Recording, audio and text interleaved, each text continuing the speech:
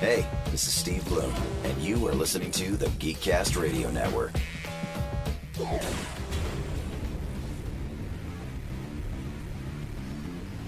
You're listening to Geekcast Radio on geekcastradio.com.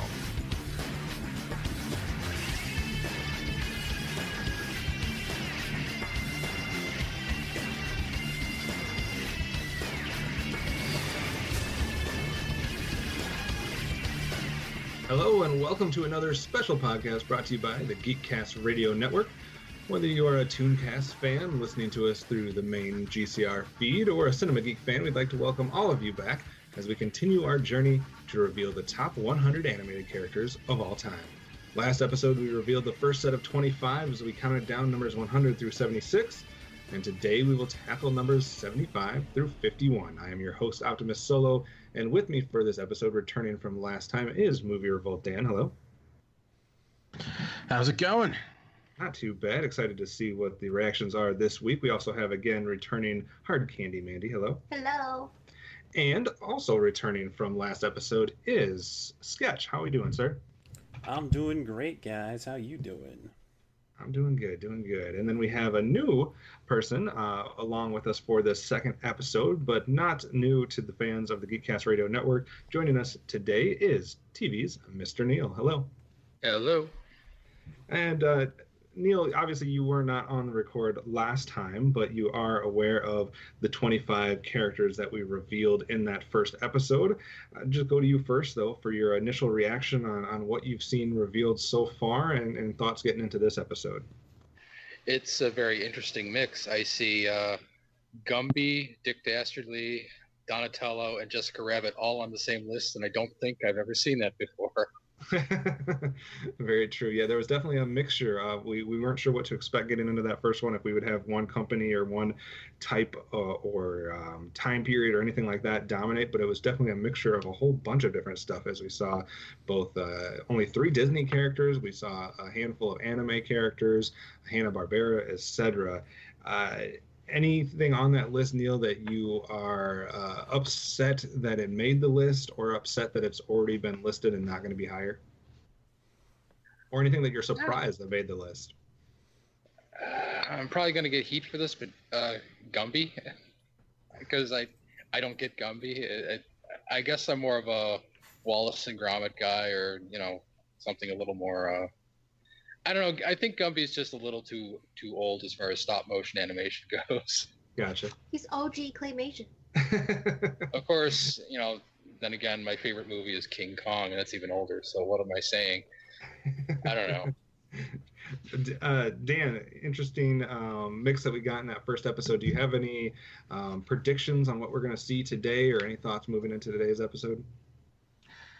I'm going to take a guess we're going to get a little bit more Looney Tunes representation this time around, because we really didn't get much any last week. So I would think, with the multitude of characters that they have, that we'll start seeing some creep in at this end of the 50 spot. Interesting to look at. Last week, the only Warner Brothers character that we really saw was not one of the classic Looney Tunes characters. Instead, we got the kind of wild card there with Slappy Squirrel as the one that was revealed. So we'll have to see if you're right with the Looney Tunes. Amanda, we talked about the mix between male and female characters going into the first episode, and we were not quite sure what to expect. We did have about 8 females show up in that first set of 25. Do you think it'll be something similar today, or will we have a drop-off or an increase?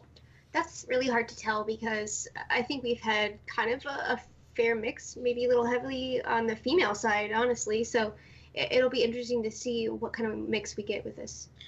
All right. And Sketch, just your thoughts moving into this. Any predictions on what you're going to see? Dan saying maybe a few more Looney Tunes than we saw last week. Any thoughts on your end?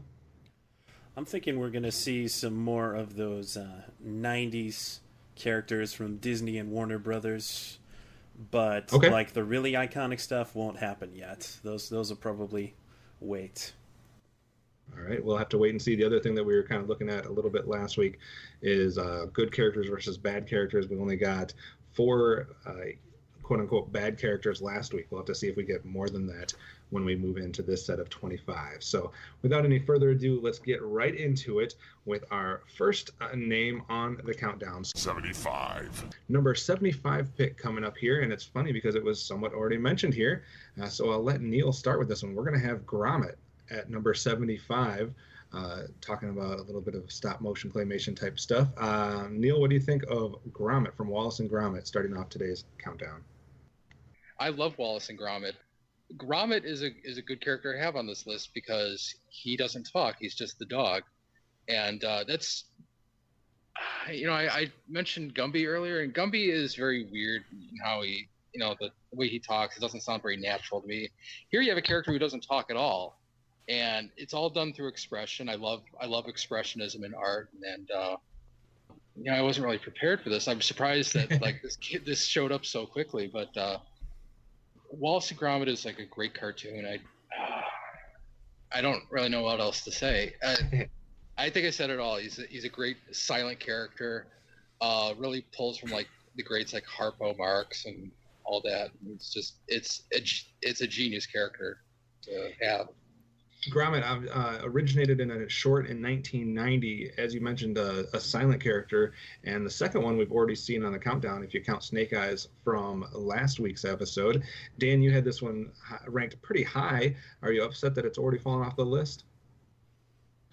Yeah, I'm actually kind of surprised it's coming up already. Well, I guess not too surprised because I know, Wallace and Gromit may not be huge with a lot of people, but those movies are quite good in the shorts as well. So I definitely think Gromit's a character. Wallace and Gromit are putting together at least deserve the top 50 for just how prevalent they've been, just the number of shorts and how well made they are, how great of a character Gromit is. Like Neil mentioned, he's a character that doesn't talk much, but animation has a lot of those great characters, and I think he's right up there. So yeah, a little disappointed to see him come off the board already. We had two people rank this character in the top 20, and then we had one person hit it on the head, actually. Kristen had it at number 75, which is where it came in. Sketch, you had it ranked too, a little bit higher at the 63rd spot. What do you think of Gromit falling down? It might open the debate, I guess, for what we talked about briefly last episode of those types of characters, if you combine them or if you do not. We talked about last week where we had a combination character with Chip and Dale, both equaling each other, and here we have Gromit by himself. Maybe some people will agree with that, maybe some people will disagree, but it was based on how many people actually voted on them separately, because quite a few people listed them separately and in separate areas of the countdown. But Sketch, what do you think of Gromit coming in at number 75? I think it's a fine place for Gromit. I like to see more European representation on the list. It's good to see that.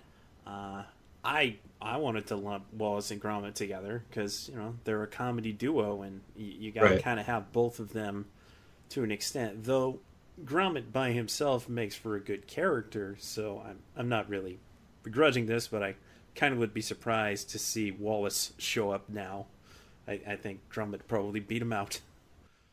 We'll have to wait and see on that one. Amanda didn't make your list, but do you think he's top 100 worthy? And how many other silent characters do you think we might still see? It did fly under my radar a little bit. I have super limited exposure to Wallace and Gromit. I think I've only seen one of the movies. I don't think I've seen any of the shorts. If I did, I don't remember. But I think that it's a solid pick. I think they are great characters. I love the look of them, the camaraderie that they have. I think I would have lumped them together if I would have ranked them, though. But as far as silent characters, there's a ton of animated silent characters, so we'll never know how many we could actually get. All right, so let the debate engage as far as the duos or the splits on those characters. 34. Moving into our 74th pick, only beat Gromit by 1 point. And Dan, we're going to go to an early WB Looney Tunes character with our 74th pick, originating in the 1942 short. We're going to go with none other than Tweety Bird. So let you start on this one, Dan. What do you think of Tweety making it as basically our first classic Looney Tunes character? Interesting. Tweety Bird. Of all the ones, I don't think that would be one I would go with. I didn't think I ranked Tweety Bird. It's again another one you could do you lump him with? There's almost a trio there. So I mean, certainly Tweety Bird is, iconic in a lot of ways. I think you, as an image, you see a lot of like even clothing wear. Tweety Bird tends to have some popularity, and it's the character everyone roots for. It's the ultimate underdog who, is just trying to not get eaten by a cat. So, yeah, I mean, not one of my personal favorite characters, but I can't deny that it's probably one of the most prevalent characters of all of Looney Tunes. So it makes me wonder, what other Looney Tunes characters are on their way? Because I didn't expect Tweety Bird to make the top 100, to be honest. I'm going to throw that question at Amanda because half of us have Tweety on our list and the other half did not. Amanda, what does that mean for the future of this countdown and how many other Looney Tunes characters? If we're seeing Tweety at number 74, does that mean we're in for a lot more to come? Or is Tweety kind of the cream of the crop? I feel like we will see a lot more, even though Tweety is pretty popular. I think one of my aunts wore so much Tweety Bird memorabilia, it was like weird to me. But I think that despite that, I would say 90s clothing nostalgia.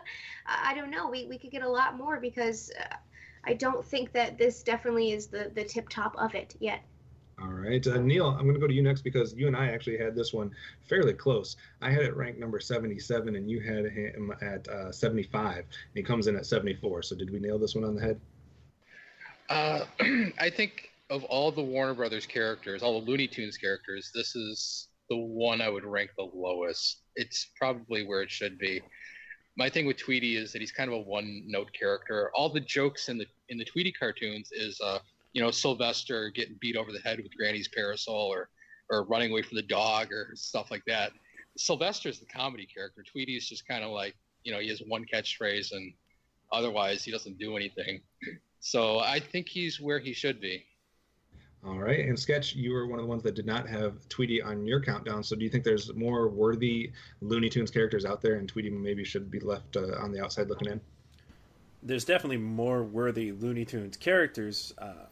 Tweety's still very iconic, so I'm not too surprised for Tweety to be on the list. And I think if Tweety is going to be on this list, that this is around the space that Tweety should reside in. Whereas other Looney Tunes characters will definitely, some of them are sure to make the top 10. We'll have to wait and see on that. 73. Getting into our first tie of the day here, we had two characters tie for the next spot with 279 points, and the loser on that, as far as losing the tie-breaking, is going to be our first female character of the day, and also our first Disney character, and that would be the character of none other than Minnie Mouse. Minnie Mouse, coming from all the way back in 1928. Amanda, we'll start with you on this one. Surprised that Minnie Mouse is in the 70s and not higher? I think that Minnie Mouse, solid choice. Sad to see her a little low. I mean, she's one of the OGs. As far as like animation goes, I would have liked to see her a little bit higher up, but she's not too standoutish for me anyway. She wasn't one of the characters that I latched on to even as a little girl. So I can kind of see it, especially since this is kind of like a male-driven list. So sad to see her go so soon, but glad that she's on the list anyways. Well, let's turn it to the male-driven panel here that we have as well, because Dan, Neil, and Sketch, none of you guys had Minnie Mouse on your list. So let's start with Dan. Is it just a factor that there was other Disney characters that were more worthy? Is the Mickey factor something that leaves her in the dust? Or what was the reasoning for Minnie Mouse not quite making your list? Yeah, I guess as a character, I don't, like... Yeah, I feel like she's iconic, but I felt like you can kind of cover that with Mickey in a way. And if I were to think of a characteristic of her, I can't really even think of one, to be honest. So, I mean, beyond just being a symbol and, have a place in history, obviously being part of Disney and whatnot. But I just, as a character, feel there's stronger ones that represent, that are, much more dynamic than she is. And I can't really even think of something that really was memorable from her in any way. And maybe that's more of a testament to, like, the movie making of the time. But, yeah, I mean, I guess I don't have an issue with her being on the list, but when I was making my list, she never really came to my mind. I can see both sides of this one because I had her ranked at 82, just barely snuck her in there. But I can agree with a lot of the points you're making, so I can kind of see that argument for her being left off or her being more towards the bottom of the list. Neil, What do you think? Agree or disagree with what Dan was saying as far as why Minnie Mouse should not quite be on the list? Yeah, the thing with Minnie Mouse is if you ask me to describe her, what you would hear me say is, she's basically Mickey Mouse, Control C, Control V, and I don't know. When I think of OG female characters, I'm usually thinking of like Olive Oil, who is a lot funnier than Minnie Mouse. But Minnie is just kind of she's Mickey with a skirt. I mean, it's a terrible thing to say, but it's kind of true. The only thing that's really memorable about her is her ears, which Mickey already has, and her bow, really. Yeah. She's the Miss Pac-Man of early cartoons, basically. I think that's a decent comparison there as well. We'll have to see if maybe we'll get some hate from our lack of love for Minnie Mouse, but she is on the countdown. She does make her spot here at the 73rd. One of my favorite books when I was little was actually a Minnie Mouse book, and it was probably the only thing that I liked of Minnie Mouse. And it was a summer party book, and it was amazing, but it was a book. It wasn't anything of her actually, like, on screen. All right. Sketch, last thoughts on Minnie Mouse. I kind of feel like she's iconic, but like everybody else said, not that much of a character. And I kind of feel bad for thinking that, but it is what it is. I feel like there's a lot of other female characters that were more worth having on the list. All right, so we'll have to see which of those female characters do show up and which ones are left off in the end when we go through our honorable mentions. But let's stick in the world of female characters for the other half of this tiebreaker. 72. Tied with Minnie Mouse, but beating her out in the tiebreaker process is an actual group of female characters. So let that debate begin as well. And we're going to go to the 1990 characters of the Powerpuff Girls with our number 72 pick. So Hanna-Barbera / Cartoon Network, whoever you want to attribute those characters to, originating in 1995. Another set of female characters here, and we'll start with you, Amanda, since you had the first reaction. You had them ranked at 78. They come in at 72. So I was pretty dang close.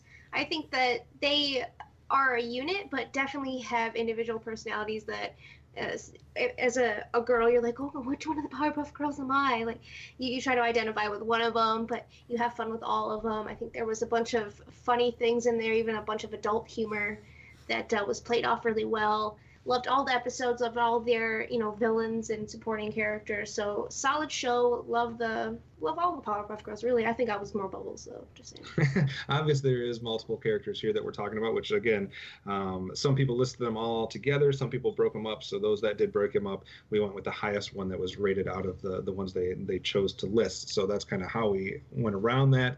Whether that was right or wrong, we'll leave that to the peanut gallery. But Neil, that means that you had it as the highest member of the Powerpuff Girls at 31. Sketch, you had your highest one at number 36. Start with you, Neil. What do you think of the Powerpuff Girls making the countdown?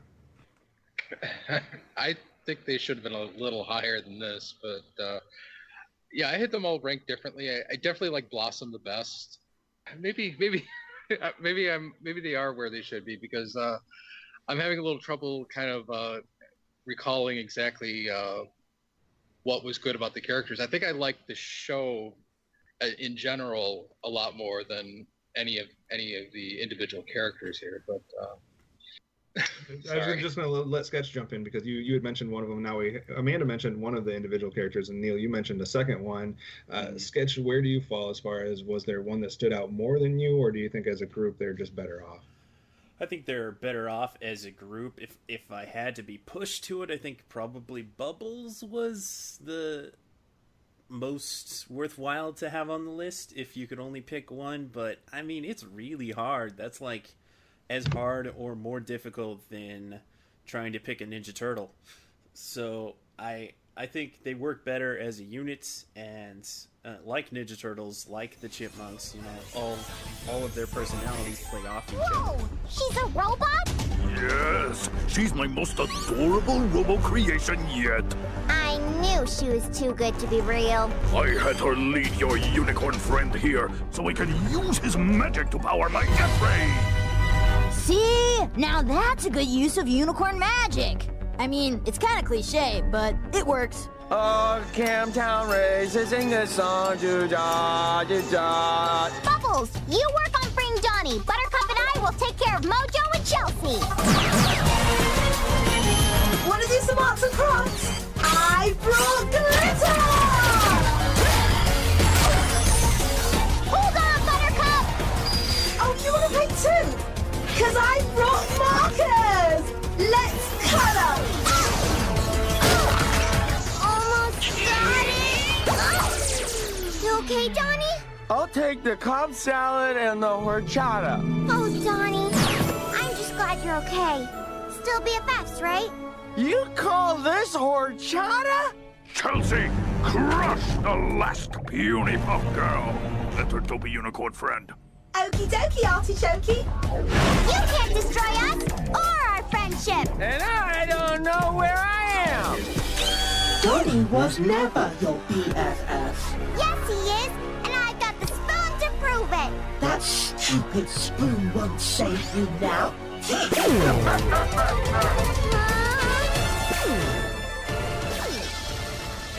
As far as the placement goes, I think this is too soon. They really should be in the top 50, I feel, but we're doing a lot better than the previous list, which I recall Powerpuff Girls was like barely in the top 100 cartoons. Oh yeah, on the top 100 animated series. Now, Dan, Powerpuff Girls not represented on my list or your list. Any specific reason why, or just a lack of exposure to them, or what do you feel like their worthiness is? I definitely think they're worthy of top 100. I just honestly didn't. I had trouble thinking of putting them together or separate, and like I like the show, and I think similar to Neil, I was like, okay, I like the show, and then let me think about the characters, and I'm like, well, yeah, I don't know if it's the characters. I think the one I came close to ranking wasn't the Powerpuff Girls, but Mojo Jojo, which because I enjoyed him as a character. But they are kind of like, on the onset, they do kind of look like a gimmick, right? Just these little girls that can punch people, but it ends up really working, and it's just much more clever. And it made me feel really old when you said they were from 1995. I didn't realize that they started that long ago. So that makes me sad. They had one of the only transgender villains in cartoons I've ever seen. All right. You guys, it was like the devil, but it was like a chick and a dude. It's like Sir or something. His name was Him, yes. Sir, him. Yeah. All right. On that note, well, let's go to our next spot on the countdown. 71. Beating those two out by only 1 point. That's how close it is here at this part of the countdown. So only 1 point ahead, but we are going to have yet another female character at our 71st spot and another Disney character. See who this upsets and who it doesn't, because we talked a little bit of last week as far as which Disney princesses would show up, as we had Mulan, quote-unquote princess, at number 78, and 7 spots higher at number 71 is Elsa from, obviously, the movie Frozen, or if you want to go with the Snow Queen all the way back to 1844, depending on which version you want to talk about. Elsa makes our list a little bit ahead of Mulan. So I'm going to start with Amanda, because I believe you even made a comment when Mulan was on that if one of the, I don't know if you said Frozen and bitches next to it makes it higher, that you were going to have a reaction. Yeah, a little upset, but I get it, because everybody went apeshit bananas over that movie and those characters. I liked her, she's solid, but I just had more of a connection with, the others from my childhood, I think, maybe. I think the song is what kind of turned me off of it. Like, it's a cool song, but I got played out so much. Everybody went so stupid over it that I was just like, I can't like this because everybody else is liking it. It's too much. One of those. But it just bothered me that it was just everywhere. She's a super cool character, though. I think that she is, worthy of some kind of list. It might be too soon for me, though, for her to be on this list. I think there's just so many greats that could be on this list that, I don't know if we've had enough time to really process that she's top 100 worthy or not. Well, the main reason she's fallen at this spot in our list is because 3 people that submitted a list had this character in their top 20, including now, this is actually the second example. Last week we saw one number 1 fall when Space Ghost went out, which Fridley Cent had at his number 1 spot, and Elsa had a number 1 spot for somebody as well. So Elsa was number 1 on one of the submitted lists. Who the hell was it? Because I don't want to be friends with them ever. Wow, that's brutal. No, number 1, Elsa? out of all the animated characters in the friggin' world, Elsa at number 1. HardCandiMandi making friends here. No, I'm not here to make friends. Somebody really wanted to make sure Elsa got on the list. I guess so, because I did have Elsa in the 90s, but nobody else here had Elsa ranked at all, so maybe we're going to present the counter argument, perhaps. Let's start with you, Sketch. Elsa not deserving, especially 7 spots ahead of Mulan? Mulan got robbed, plain and simple. Reals. Like, Elsa, remember when, who said it, who was defending Heathcliff last time? Probably me.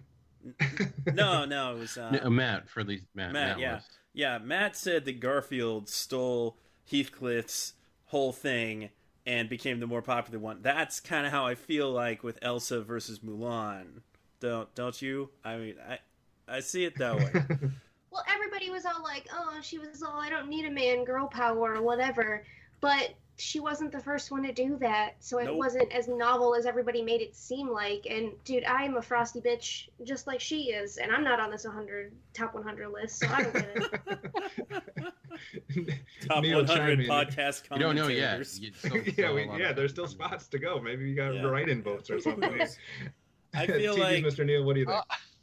I think I would flip Mulan and Elsa, just because it does seem reversed, but I think I don't know if they should be higher or not, because there are a lot of great cartoon characters, but of all the Disney princesses, I think these two are at least among the strongest. I mean, some of the older Disney princesses like Snow White and Sleeping Beauty, they don't really do anything. And the nice thing about Frozen is that the characters are actually involved in the story. Like, it's actually about them. They do things.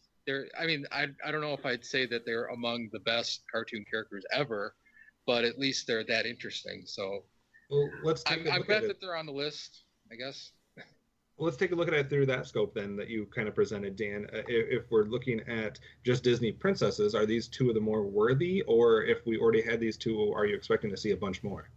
It depends on what you're basing it off. If you're looking at quality of character, I would say definitely, because like Neil mentioned, characters like Snow White, Cinderella, they're coming from time period and a storytelling technique where, they're the wallflowers. They're not there to move the story forward. The story's happening around them for the most part. With Elsa, I think what's interesting about her as a character is that I really wouldn't even compare her to Mulan, because, she's not necessarily the antagonist or the protagonist. She kind of is someplace in between, and I think that's what's kind of interesting about her character, and what I think a lot of people were able to identify with Frozen was the struggles that she went through as a character. She's very relatable, and again, certainly have a lot of compassion for her as a character, and still being a strong-willed character. And she does sing what is probably the most iconic Disney song. Yes, it's overused and overplayed, but it is probably before that was the last time a Disney song was overplayed or overused. It was a very long time since Disney had a song that people actually cared about. So Circle of Life, Lion King, boom. Yeah, which was was 20 years ago. Right. So it was a long time period before that happened. So it did kind of energize. Obviously, we had movies like Tangled and stuff like that before Frozen, but I think Frozen kind of exploded it again, and kind of continued this Disney renaissance. And Elsa was certainly a huge part of that. And I mean, all you had to do was go to Halloween that year and see, or the next year after that, and to see how every girl under the age of 12, or over the age of 12, really, not every girl, Amanda, I'm sure you'll say no, dressed up as Elsa in some way. So she certainly has a huge popularity, which is probably, like we're quoting things like Lion King and Aladdin. Well, the next generation, it's going to be Frozen for a lot of people, and it's going to be Elsa. So I do think that she's a character that, I didn't have her on my list, but I don't have an issue, and I think this place for her is fine. Amanda, we gave you the first word. Why don't we give you the last word on this one? Well, Dan, I'm glad you didn't rank her so we can still be friends, because we have a lot of podcasting to do still. But I think that she just kind of shit on what the other Disney princesses before her set up. Like, okay, Snow White, Sleeping Beauty, we mentioned them. They're not doing much. But what do they represent? They set up grace and elegance and kindness and just being genuine and without even having to do much at all, they inspired people around them. People loved them for who they were, and it showed girls, you know, a standard then. And then Elsa comes in and just shits all over it and like freezes people and stuff. Like, not cool. I'll disagree with that somewhat. Outside of Cinderella, because I wouldn't lump Cinderella in with Snow White and Sleeping Beauty, but I think the thing that Elsa has going for her over those types of characters is I think she is more real, because I think Snow White and Sleeping Beauty are representing this fake image that it's like the Hollywood image of what a woman should be like, or but the it's classic like confidence and kindness. But I think what Elsa gives you is she's actually dealing with like a real issue and real like turmoil as far as coming to a decision on what she should do and what she shouldn't do based on the hand that she's been dealt. So I mean, I think there's a lot more depth to a character like Elsa than we get with some of these classic characters. I don't think it's all about, well, Snow White or Sleeping Beauty was elegant or classy or nice. It's or not whatever. that. No, it's a grace, and it's a way to carry yourself and to be genuine and kind. That's a base that they set up. This is her dealing with tragedy and dealing with stuff. Actually, she didn't deal with it very well at all. And look where Snow White got. A lot of people don't deal with tragedy well, but that was the whole purpose of the whole film, was kind of her overcoming that and coming to terms with that. So I think there's a character arc there.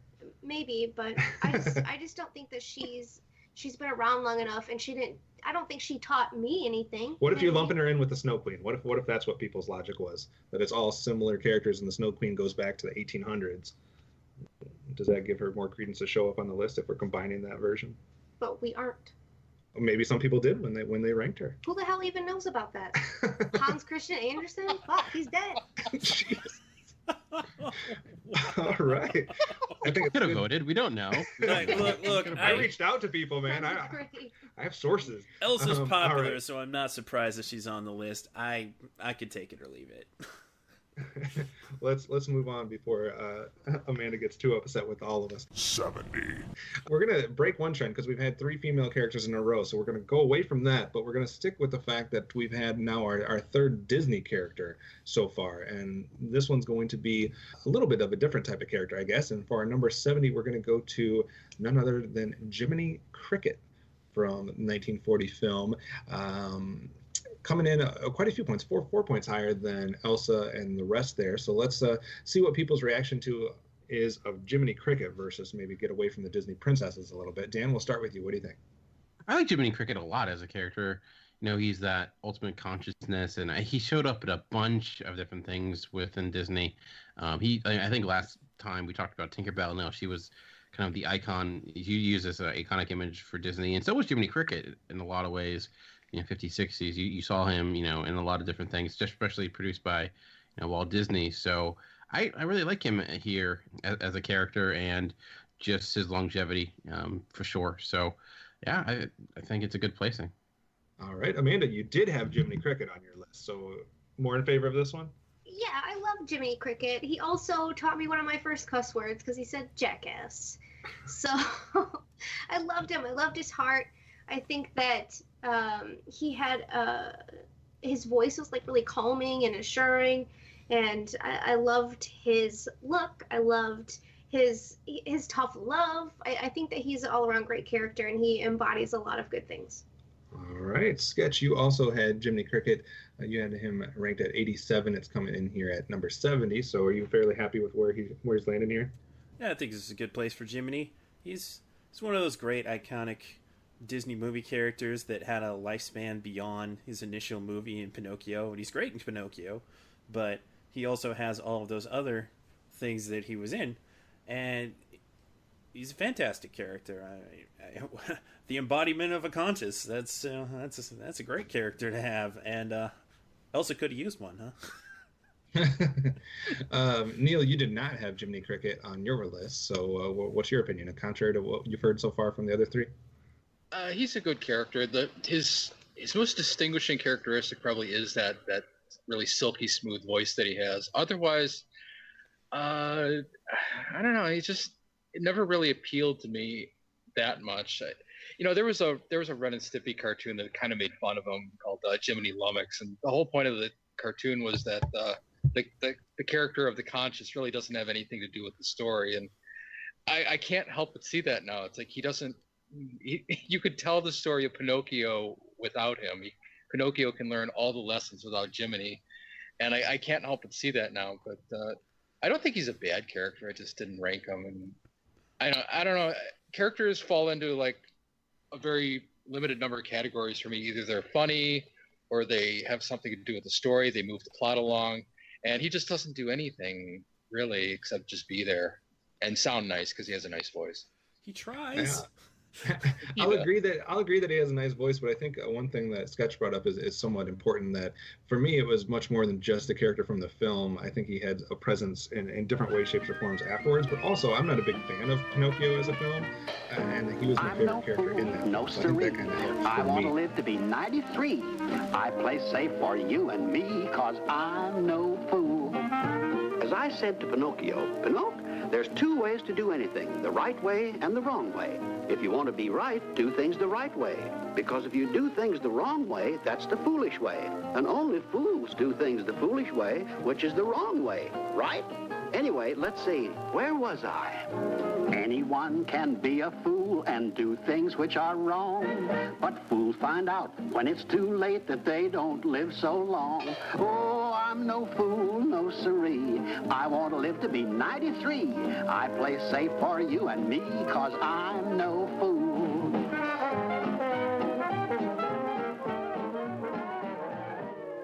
That movie was basically a horror film for kids. Yeah, it was scary. I actually had Jiminy Cricket in the top 20, I think, just for more of the kind of moral compass that he was representative of for kids, I guess, maybe, or kind of that kind of character, because we don't necessarily, I mean, every once in a while you do get like the little angel and devil character type thing and pop up in a cartoon, but to have a character that's basically, that is his thing, is trying to help decipher good from bad, I guess it resonated a little bit more for me. So I had him actually in the top 20. So I didn't expect him to be that high, but I am happy that he made the countdown, because sometimes I was thinking maybe with the Disney characters that some of the smaller characters, some of the more side characters might be left behind in favor of, like we talked about, Disney princesses or different things like that. So I'm happy that he's on the list. So 69. All right, 1 point ahead of that at number 69. I guess we're in a rut here, if you want to look at it that way, because we're going to stay with Disney and we're going to go back to female characters here. So number 69, we're going to flip it a little bit, though, because we're going to go with our first villain of the day. And that would be none other than Maleficent from the 1959 film, famously voiced by Susan Blakeslee, and a lot of different things. Amanda, we've had some Disney princesses. We've had Jiminy Cricket outscoring all of them. Is our first villain of the day Maleficent? What do you think? I think it's a solid choice. I think that even the Angelina Jolie rendition aside, she's a very memorable villain, and I don't know if the original animated version of her was as in depth as, of course, the Angelina Jolie one was, but I think that we can get a pretty good sense of who she was as a villain, and super cool because she can turn into a friggin' dragon. Dragon points for sure. I want to go to Neil and Sketch before we go to Dan and myself, because we're going to both represent two different halves, I think, a little bit, because Neil and Sketch, you guys did not have Maleficent on there. How did you go about looking at villains or looking at Disney villains? Does she not stack up against those, or was there just not room? Let's start with you, Sketch. Yeah, I had her on my list at points, and then she got bumped for other villains, actually. I'm pretty sure the one that I did bump her for will show up on the list eventually, but yeah, I have no problem with her being on the list. I kind of figured she would be based on the total of everybody's votes. So yeah, I'm okay with it, but I just didn't find room for her on my list. Neil, are you okay with it, or do you think this is taking up a spot that should be better served for somebody else? I'm okay with it. In fact, I think it should be a lot higher because it is such an awesome character. I think my problem is that I just had kind of a blind spot to villains when I made my list. I'm looking at it, and I have basically all marquee characters. So it's like the big star of the cartoon is the character I put in. Maleficent is one of the first Disney villains that I think is really legitimately scary. You know, aside from the whale in Pinocchio, obviously. I mean, she was scary. I mean, like when I'm 5, I'm hiding under the table from this character. Yeah, I love her. I think she should be a lot higher, and I wish I'd ranked her. I mean, that might have been the thing. Maybe some people didn't just have thought to look at some of the villains of these shows or of these films. Yeah, just wasn't thinking about it. Dan, do you think that's a good reason for why she's coming down already? Because you and I had her ranked very high. I had her at 14, and you had her at 16. So I'll let you go first. I'm actually really surprised she's already coming up. I mean, when I was doing my list, I did think of, okay, what are some classic? I did, purposely want to make sure that I included villains, and I'm like, okay, what are some of the most iconic villain animated characters? And she was one that first came to my mind. And honestly, a lot of it is just the look of the character is a big part of it. I think she just looks evil and menacing, and I mean, so much so when they actually made the live action movie, you can see they just basically, okay, we'll just go with that, and not really change much.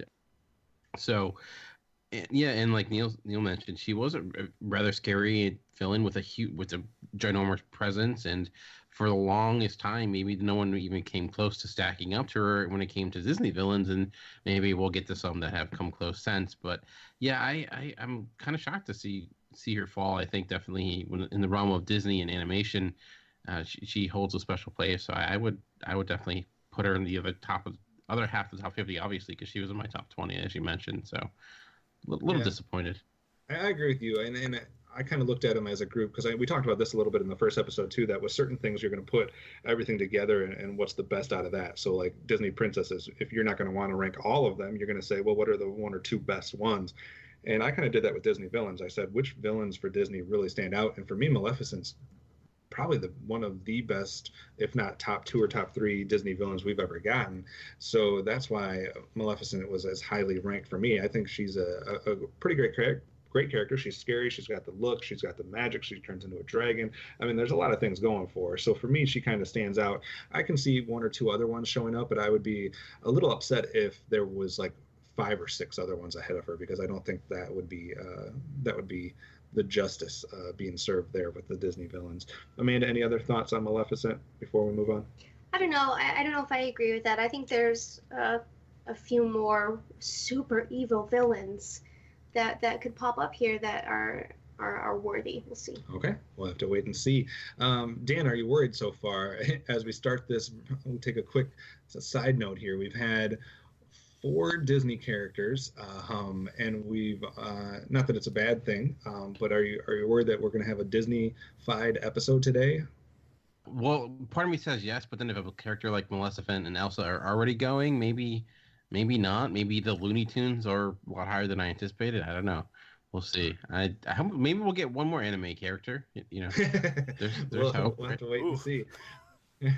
But something that I believe, Sketch, you mentioned earlier is that we might be seeing some 90s characters, and that's where we're going to be going next. 68. We're going to go again to another kind of Hanna-Barbera / Cartoon Network character that originated on TV in 1996, and that is none other than Dexter from Dexter's Laboratory. So, Sketch, we'll let you go first. You actually had Dexter ranked at 74. He's coming in at 68. How do you feel? I feel pretty good about that. Of those old Cartoon Network shows, I really wanted to whittle it down to the ones that really stood the test of time, in my opinion, and Dexter's Laboratory, for sure. Marvelous cartoon. And, there's been so many shows that have imitated it since then that I will not name. Okay, no, I got no beef with Phineas and Ferb. They arguably improved the formula. But Dexter's Laboratory... It had that great chemistry between Dexter and Dee Dee. It was kind of hard not to pair those two also. Dexter, get a grip on yourself. Lightning is not scary. It is simply the phenomena caused by a surplus of electrons being attracted downward by Earth's protons. It is no more than a big wet demonstration of static cling. Phew. Good night, Einstein. Good night, Major Glory. Good night, Ghost of Dead Fishy.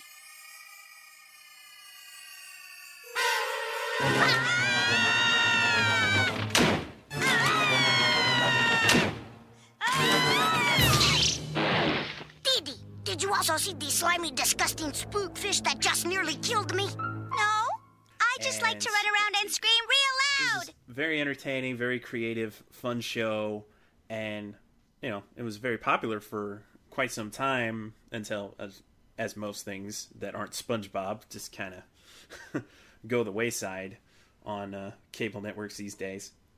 So sure. I'm pretty content with where Dexter is. I might be a little surprised to see any other Cartoon Network characters pop up, except for maybe a couple. But I don't know. To wait and see on that one. Amanda, you had this one pretty close as well. You had Dexter ranked 54. That's only 14 spots off. What do you think of Dexter coming on, at least making the countdown? Yeah, I'm glad that he made the countdown here. I think that it's a relatively good spot for him. Dexter, like most geniuses, was a dick, but he was funny and he did a lot of cool stuff, and I liked his relationships with everybody. I liked his wit, his humor. I think he was a fun little dude. I used to do a really mean Mandrake impression, by the way, just saying. And I had a lot of fun with him. I think he was definitely somebody I was going to have to put on my list. Neil, you had Dexter on the other side of the 50 mark, so are you a little upset that he didn't rank higher, and why did you have him ranked as highly as you did? That's just kind of where he fell. I had like a pool of names, and I just kind of arranged it so that he ended up there. I don't really have a preference where he should fall. I love this show. I love the character. Dexter, the way I see Dexter is he's kind of like the straight man of the show, and like all the other silly characters are around him, and that's fine because every comedy team needs a Bud Abbott. So, Dee Dee was manic, and Mandark was something else. God, I wish I had ranked them too. I didn't think of this, but yeah, I really like the character. He's fun. I totally called him Mandrake, like that thing from Harry Potter. That's all right. We'll forgive you. Dan, Mandark. Dan, neither one of us had Dexter on our list. Any comments on Dexter?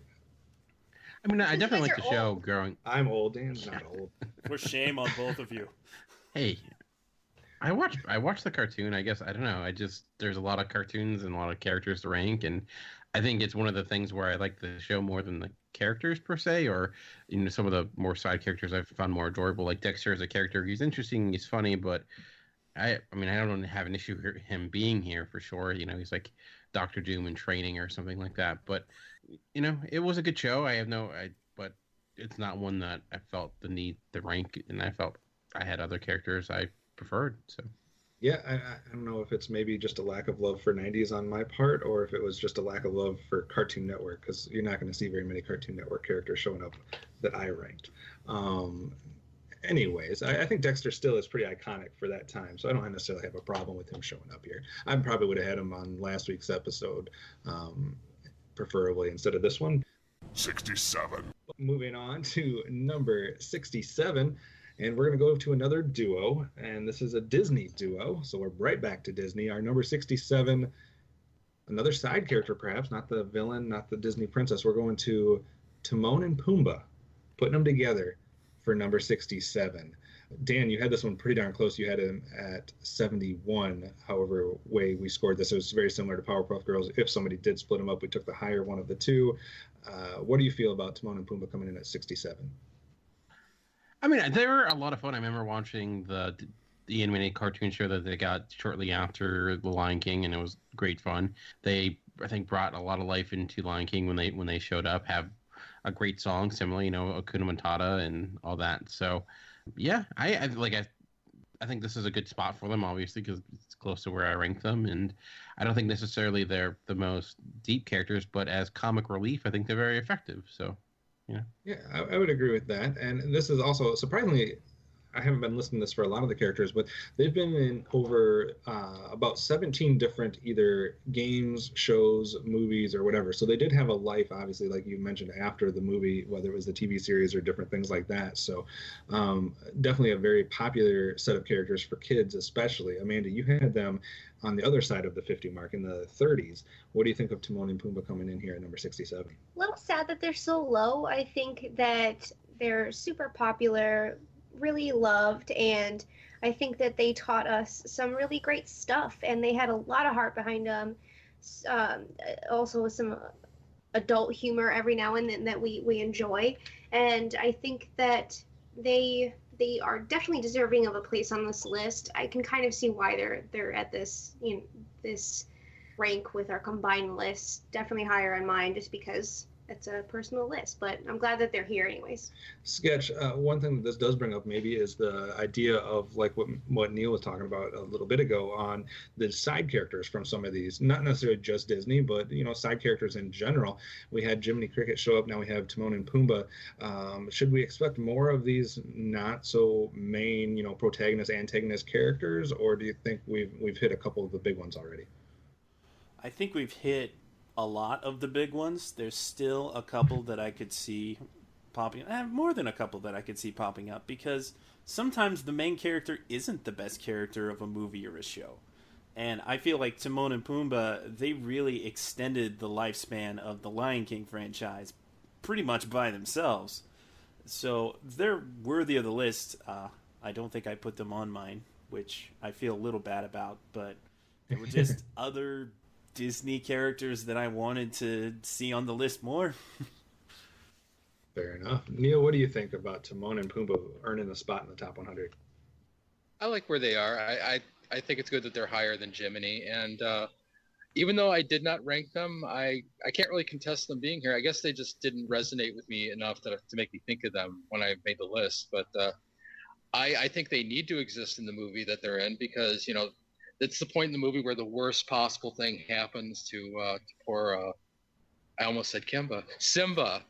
The worst possible thing happens to Simba, and it's like really down and depressing, and along comes Timon and Pumbaa. It's like, okay, here come the fart jokes, and it's great because they add levity to a really depressing part of the movie.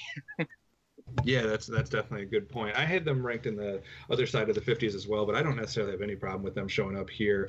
I think it's a pretty good spot for them. So 66. All right, let's go to our number 66 pick, a company that we haven't heard from today, unless you want to rank them in or combine them in with Disney, I guess. We're going to go to the world of Pixar for our number 66 pick. Dan, you got this. Only missed this one by one spot. So you had him at number 65. He comes in at number 66, and we're talking about Carl from the film Up. What do you think about Carl showing up here at number 66? With Up, you think about like a Disney or Pixar film where your main character is an elderly gentleman. I mean, in that you're gonna try to sell that movie to kids. It's a hard sell, but I think he makes it work. He's that reluctant hero, I guess you would say, and I find him as a character very funny, and similar to I think some characters we mentioned, he very much is somewhat still the straight man, and the craziness kind of happens around him, but he works well in that role. So, and it helps with the fact like the first 10 minutes of that film really get you on his side, because it's such a bittersweet or sad opening that you can't help but like feel for him, no matter how angry he might act or how much he just may not even care about the safety of a young child, but it's okay because he's had a hard life, so it makes it okay. All right. Yeah, I just caught up with Up this last year, and he did make my list even on short. He probably would have been higher if I would have had a little bit more time even to resonate on that film and the character, but even just on seeing it recently, it was worthy enough to make my top 100, so I'm in agreement with that. Amanda, didn't quite make yours. What do you think about him, or maybe as you looked at Pixar characters, did he not quite rank as high as you wanted? I just tend to block out a lot about that movie because it's so sad and I can't take it.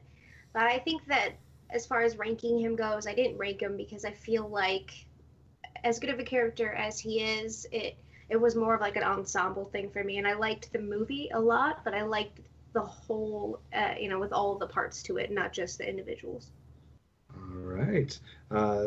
Sketch or Neil, any thoughts on Carl from Up making the top 100? Well, God, I forgot how depressing the opening of that movie is. Have you ever seen the meme on the internet where it's like the first 10 minutes of Up, there's no words, and it's like still a better love story than blank. And that I do love this character, but I guess he didn't rank as just because he's only in this one movie. And that's another thing, is that I may have had a blind spot also to movie characters, because if they only have like one adventure and then they don't carry on, then they don't resonate as much. So that's probably why he's not on my list.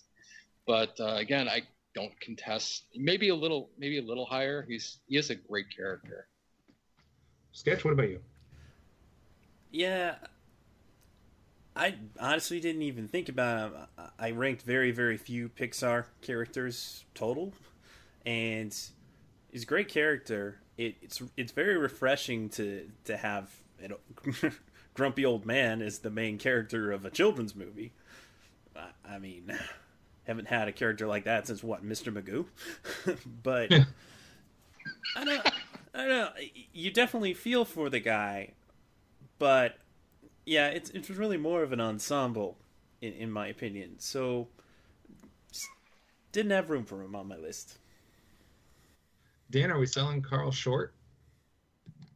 I think so. I think like I said, when you consider the crowd that he's in when it comes to animated films, and yeah, the ensemble is there, but if that story doesn't work unless you want him to succeed. Like, it is his story at the end of the day, and I think if we're up to be what it is, like, you have to buy into him as a character, and then like all the other stuff won't work. And I think you're able to do that because, you know, he's an easy character to identify with. He's one that certainly is has a dramatic weight to all the craziness, but he's lovable in all of his grumpiness, and that's a hard thing to pull off. I think, you know, the voice acting is a big part of that. I guess I give him points for the fact that he's a character that shouldn't work, yet somehow does. So. Yeah, I could see that argument as well. We'll have to let the listeners let us know if they think we got that one right or wrong, with Carl showing up at 66. And let's go also off the beaten path here. 65 for number 65, a character that might not come to people's mind immediately, and a more modern character, but worthy enough based on the combined voting of everybody to make our list. At number 65, from FX, the first FX character, not that there was a lot to choose from, we're going to go with Sterling Archer from the show Archer, originated in 2010, voiced by H. John Benjamin. Amanda, let's start with you. You haven't talked in a while. What do you think of Archer making our list? I don't really have any comments. I don't ever watch that show. The only thing I've seen of Archer is in commercials, and it seems outrageous and ridiculous, but I think that it looks like some adult-like stuff that I'm sure has a big following. And probably why he didn't make your list then. Let's go back to Sketch and Neil. Let's start with Sketch. What do you think about Sterling Archer? It wasn't on your list, but is he worthy of being included in the top 100 for the space that he occupies in modern animation? I love Archer. I think he's a great character. I thoroughly enjoy the show. Again, the ensemble really makes the show, but at the same time, Archer as a singular character really drives the show. So I don't have a problem with him being on the list. I think I would probably have him not quite as high because he's not that iconic.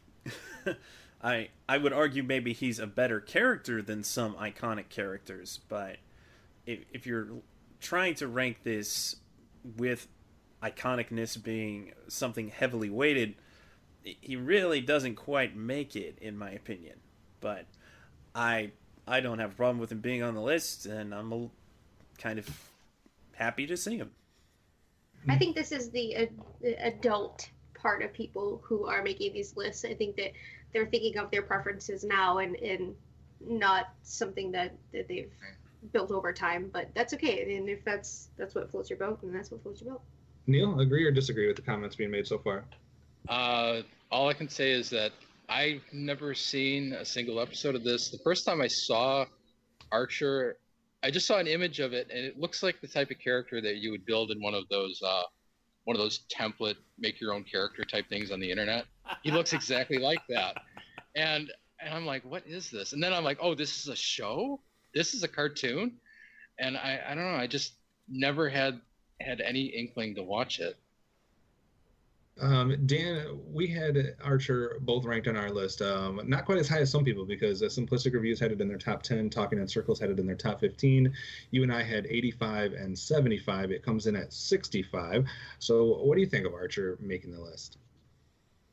I do like Archer. He is that character that we do see a lot of nowadays, who's that basically that asshole that you kind of still kind of love or like or deal with, and he's kind of clueless and does a lot of stupid things, but he's ultimately funny, and I think that kind of what makes him works. He's very brash. He's like if James Bond had no class or charm.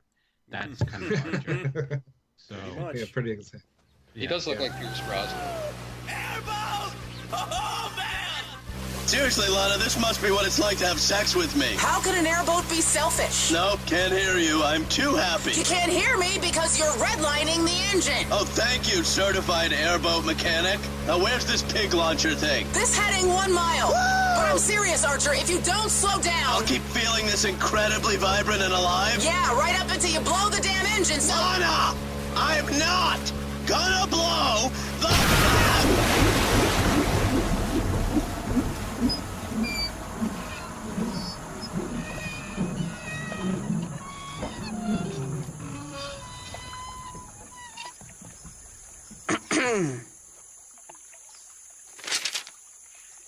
Yeah, try clearing your throat about a jillion more times, Lana. See if that helps. Yeah. I just thought, I guess the reason he made my list is because for me he's still somewhat of a unique character. Whether it's iconic or not yet, he's occupying a space for me that not very many other characters have occupied. Not even That's a fair point. Just and not just modern characters. I'm talking about over the entire course of animated characters. There's not a lot of people that you could put in the same boat with him. So he stood out a little bit more for that purpose. He's like the same kind of dude as Johnny Bravo with a better job. See, you're talking Cartoon Network again, like I before mentioned. I like to turn the other way when Cartoon Network stuff comes on. Why? Why do you have so much hate for Cartoon Network? I don't know. There's so much to choose from. That's a topic for another day. Your face is a topic for another day. All right, talking about Archer, like you're getting brass here. All right, so let's open up a can of worms that we opened up one time in last episode, and I'm sure there will be some more hate when we do it again here, and some questioning on our knowledge of what it means to be an animated character, perhaps.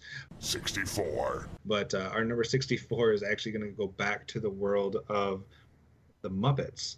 Technically, maybe not always animated characters, but in one way, shape, or form, they have been at times. So I don't know how we're going to get by this one, but we're going to go to Big Bird for number 64, originating on 1969 television episode, voiced and operated by Carol Spinney.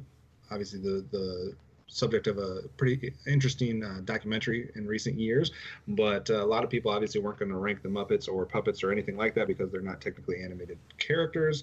We tried to justify that by saying that there wouldn't be a list for them in the future, so we're kind of shoehorning them in here. Regardless of all that nonsense, Amanda, what do you think of Big Bird coming in at 64? It's super lovable. I think that he's really iconic and something that we all grew up with. I don't really know if I dig all of the Muppets on here yet, but there's only two so far. Yeah, Elmo and Big Bird. Yeah. Well, I know that there's gonna be more than a Big Bird's on here, and we've seen. Does it get bigger than Big Bird? I don't know. There's so many more to choose from. Why would only two? So I don't know. He's great. I wasn't like a huge Big Bird fan, but do I really remember my Sesame Street days? No. So I think he's definitely iconic enough to be on this list. Sketch, you had this one, this character ranked pretty high yourself. So what do you think about Big Bird coming in here at 64? I love Big Bird. I wanted Big Bird to make the list if any of the Sesame Street characters, Muppets, made the list. I felt Big Bird was very justified, very iconic, beloved, has had a very long lifespan. I mean, Big Bird's still around. So, yeah, I think Big Bird belongs on the list. I think maybe he should be on the other side of 50, but whatever. Dan, are we just setting ourselves up for? Do we have a big target now on our backs with including these Muppets? Oh, when don't we?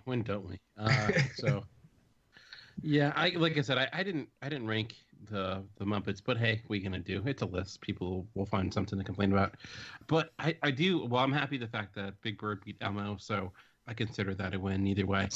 So, Neil, agree or disagree? Big Bird is better than Elmo? Oh yeah.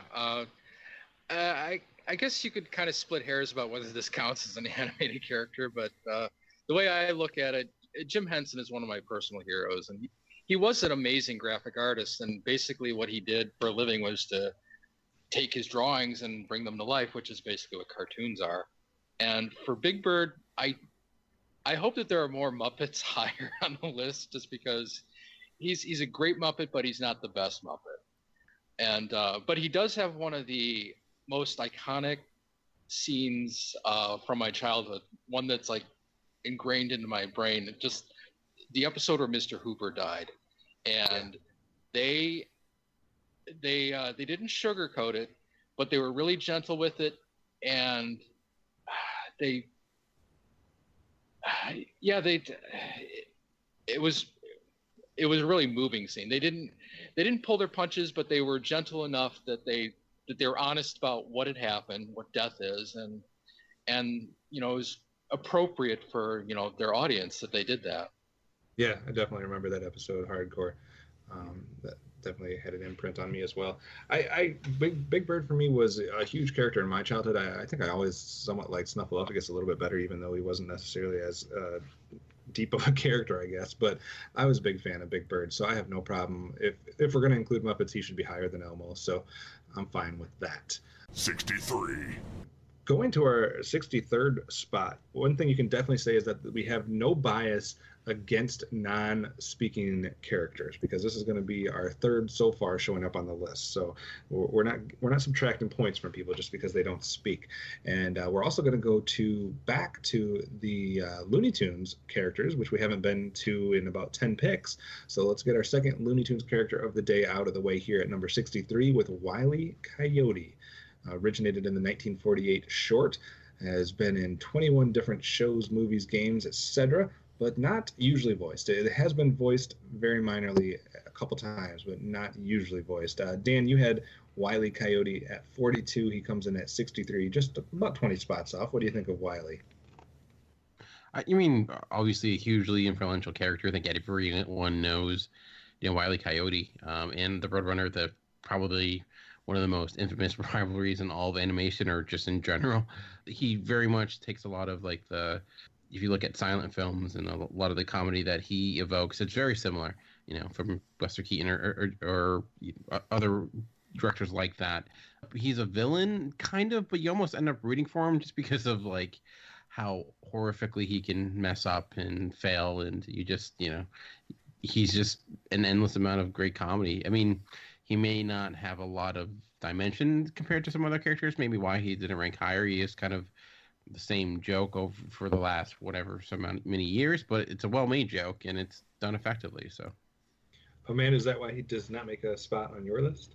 I just had a lot of other picks that I felt a connection to that I didn't with Wile E. and the Roadrunner. I think that I would have ranked him if I would have thought a little bit more about him, because I think that he, like Dan said, it's probably one of the biggest rivalries ever. And how many times has that same joke been brought up and been used in even live action things? I mean, like painting the railroad tracks or the tunnel on a brick wall or whatever he does, and I think that he is so iconic and shows up in so much stuff that I can see why he's on this list. I think it would have been dumb if he wasn't on this list. I think that a little sad I didn't rank him now that we're talking about him. It's interesting as we go through this how we have some of those moments where we're like, wait, well, I ranked him that high, or wait, I didn't rank him. Neil, are you a little upset that he's not on the other side of 50, because you had him ranked at 15 overall? Oh yeah, he should be much higher than Sylvester the Cat, because he's basically Sylvester cranked up to 1,000. He's the ultimate. He's the ultimate slapstick character. He's just getting the business every cartoon, and I don't care what anyone says. Punching down is hilarious because you feel sorry for him, but you love to see him fall off the cliff and get the boulder land on him every single time. He's driven. He's dedicated. Yes, he's, you know, the Acme Corporation that fails him at every point. It's great. Sketch, you did not have Tweety. You don't have Wile E. Coyote. Were you saving your Looney Tunes picks for other characters, and you don't just think these two are worthy enough, or just not a fan of Looney Tunes in general? I like Looney Tunes a lot. I feel like I had a little bit of a blind spot here. I probably should have ranked Wile E. Coyote, because he is like the ultimate slapstick character. and that it's an important character in the history of animation. So yeah, he should be on the list. It gets hard with some of the Looney Tunes characters because I struggled the same way. He did not make my list actually either, so I'm not trying to be hypocritical and not point out that he wasn't on my list either. But man, when you have like the couple dozen Looney Tunes characters and you're trying to whittle it down, sometimes it's hard to decide which ones rank over other ones. So I think that's something that will be interesting in retrospect when we're done, to kind of look back at some of the groups and see how they all ranked it and if we got it right or wrong. But I didn't mean to cut you off. You had another thought? Not too much, but yeah, I think if he's on this list, he probably should be on the other side of 50, but it's good that he made the list. 62. All right, let's move on then to our number 62 pick. Actually, the first pick of today that originated in the 1980s. So a 1980s original character, and we're going to have to see if we catch some flack for this one or not. I don't remember how he fared in the Facebook versus matchup that he was involved with, but we're going to go to a character from Amblin Entertainment for our number 62, and that is from the 1986 film Fievel. So Fievel from American Tail, or American Tail Fievel Goes West. And I'm not going to mention the third movie. Coming in at number 62. Amanda, not on your list. No love for Fievel? I did love Fievel, but this was like a couple of the movies that my cousins had and I didn't have, so I only got to watch it when I went to their house. And it was kind of out of my head until I was there. But super cute, a lot of heart. Love all the characters, love like the world building, how, you know, the animals were kind of the people here. I thought it was really well done, and the stakes were pretty high. Like, motherfuckers were dying and stuff in this, and there's some rats and stuff. Like, people were hardcore, okay? Let's keep it going with the people that didn't have it ranked, because most of us didn't. So Amanda, you didn't have it ranked. Neil and Sketch, you guys didn't have Fievel ranked either. So let's start with Neil. Why no love for Fievel? I think each of the successive sequels just diluted it more and more, and it's just hard to love a character after you've seen 3 bad movies in a row. And by the way, there was a 4th sequel, and it's awful. But so what if it had just been the first film? Would he have enough love, or would it not have had enough staying power? He might have made it if there was just the one movie, because the first movie is great. It's the Don Bluth curse. You know, he makes one movie and then the production company wants to make a sequel without him, and it always just goes to shit. Sketch, did the TV series hurt Fievel, the TV series definitely hurt Fievel. I forgot about that. I liked the second movie, actually, Fievel Goes West. I liked it with Wyatt Earp. Yeah, for me, it wasn't until the third one that things went off the rails. Wyatt Burp. Yeah, exactly. No, I just didn't think he was... The movies themselves, if I was ranking movies, I would probably put at least the first one on that list. But not the character himself. He's just not that big of a deal.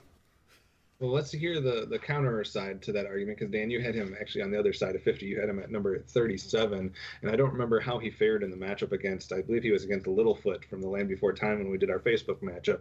If we could only put one of them on the list, did we get the right one, and what's the argument for him being even higher? Geez, Littlefoot versus him. I would probably go Littlefoot, maybe. I don't know. Well, I will say is I never watched any of the movies outside of the second one and never knew an animated series existed.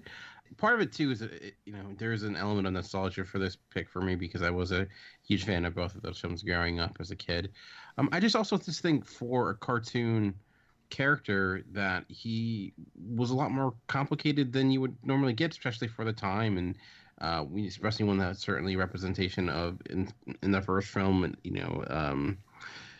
the immigrant story that's told, and I think that's something that you often don't see, and we still don't see today. So I feel like as a character, he's one that is more complex than I think you can realize. And he's a tough character because he can be overly cute because he's just a little kid mouse. But I thought they did a good job of not just making him this one note, just cute type of character, and he kind of made him a full-fleshed person with goals and dreams, and one that you could get behind. So I felt like that's a big reason I chose him.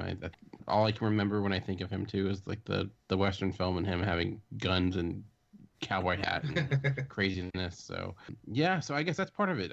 That's like similar to with Up, how we were a character that's outside the norm. I guess that's kind of how I felt with Fievel. Like, obviously, there's more iconic mouse characters when it comes to animation, but I'd argue if you look at just the complexity of character, he may be a little bit more interesting to me than some of the more famous characters that are mouse and animated. It's a fair point. I had Fievel ranked as well. I had him at 71. And I agree. To me, part of this, like you said, might be a little bit of nostalgia because I did grow up with these first two movies and I loved Fievel when I was a kid. But I think one of the reasons I loved him so much is because as a kid, obviously you're getting that character that you're supposed to connect with. You're getting the child character that's almost like a coming of age type thing. But what they did, I think, with this film is they didn't dumb it down. They didn't necessarily just make him. They didn't go too far with him. He still seemed genuine to me, or like somebody that you could relate to the issues and the problems that he was going through. It wasn't just like this generic, young kid type character. So they had like saloon girls and stuff. Yeah. Some of the stuff was pretty adult. Best friend was a cat. I mean, so I don't know. I liked Fievel for it, and I think Dan has some points there with the level of depth and some of the stuff that he was going through compared to some of these, like we talked about, even with some of the iconic characters that are just more one note type thing. So I think he scored bonus points for me for not being just a one note character. So 61.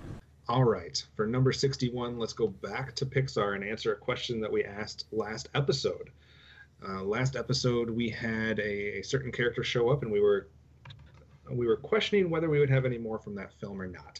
And that question can be answered here at number 61 when we get our second character from Inside Out showing up, and that would be Sadness from the 2015 film. So we had Joy at number 98. We get Sadness at number 61. Dan, I'll start with you here. Is that the right ordering? Should there be 30 spots between these two characters? Is that how do you make sense of Joy and Sadness both showing up? I actually understand Sadness being on this list much more than Joy, because I do feel like she was by far the standout character among that group when it came to the film. I think we mentioned previously, as a whole, I think they work a lot more than individually.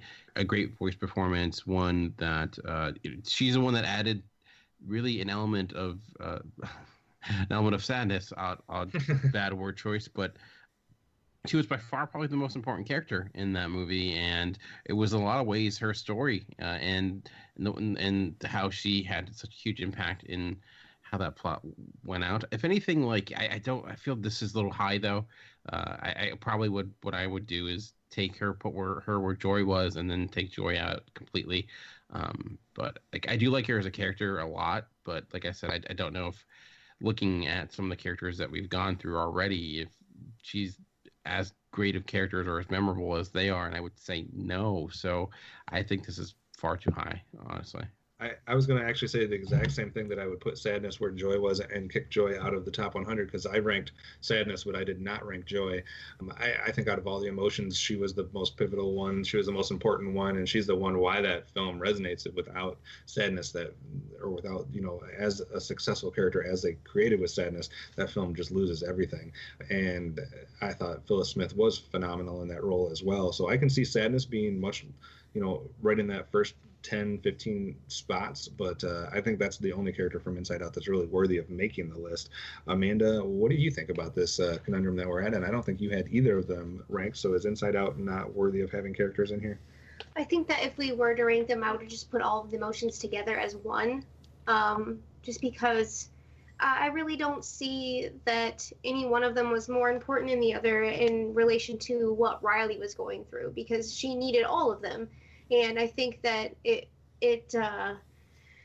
was just too soon after release for me to rank them yet. I think I just had a lot more connection and feelings towards some of the more older iconic characters, and that's who I wanted to give respect to on the list. It definitely got love from some of our film contributors. It was in the top 30 for both Simplistic Reviews and In Session Film.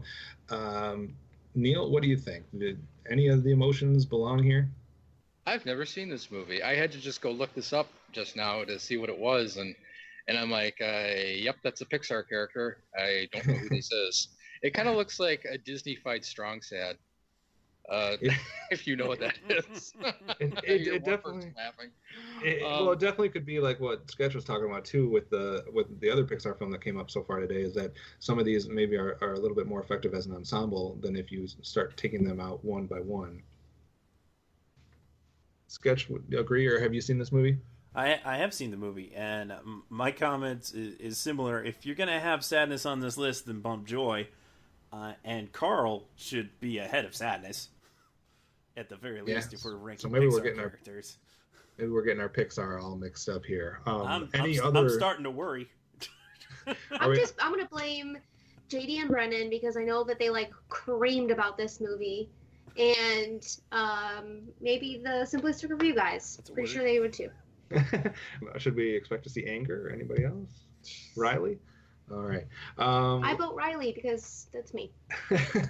60. All right, let's move on to number 60. His name has already been mentioned actually today. When we were talking about Cartoon Network, and I think when we were talking about Archer, he might have come up, Amanda. So we got number 60, Cartoon Network's another 1990s character with Johnny Bravo, voiced by Jeff Bennett. Did not make my list. Surprise, surprise. Amanda, why is Johnny Bravo worthy of being in our top 100? Man, I don't really know, honestly. I watched a lot of Johnny Bravo. I think he was really fun. I think that he had a good heart and said some really awesome stuff, had killer hair and super cool muscles. But I'm not really sure. It's not like he taught us anything. It wasn't like he was a super relatable guy. Like, he just wanted to work out and get honeys, I guess. So. To be fair, you only had him at 90, so it's not like you had him super high. He was just a part of my childhood, you know what I mean? I think that he's just somebody that I remember having a good time watching. So, Neil, I'll let you make the argument because you probably have the best place to make it from, because you had him ranked pretty high in the top 30. Why is Johnny Bravo worthy? I think he just appeals to the total pig part of my brain, where he's so awful and yet he's hilarious, and he's, oh my god. You know what else it is about him is that you need characters like little girl Susie and his mother to kind of sweeten him up, because he is kind of a pig, but you understand that he also cares about his mom and he loves the little girl, even though he tries to pretend that he doesn't, and that really sweetens him up a lot, so you can laugh at the terrible jokes that he makes and all the pig-headed things that he says. When they introduced his loser friend in the second season, he's like, "Hi, Johnny," and I'm like, "Oh God, get this guy out of here!" Just completely ruined. Yeah, completely ruined the concept of the show. But I love the first season. Great character. Hello, everybody! Yay! We had a problem with our male guest today. Can I find a volunteer? Man, you smell pretty. Is that a yes? Hello! Welcome to Vandala! Yay! Today's episode, muscle-bound men and the women who think they're poop heads. Boo! Our guests include self-proclaimed macho man Johnny Bravo! Boo! Boo! And Jane Smoo, author of Big Muscle, Small Mind. Yay! Nice to be here. So Jane, what's the deal? Well, Vendela, the problem with men like Johnny is they are completely narcissistic. Hey, wait a minute. Did she call me a sissy? Men like Johnny are afraid of strong women. Hey, I ain't scared of no big old buff women. Oh, yeah? Oh, yeah?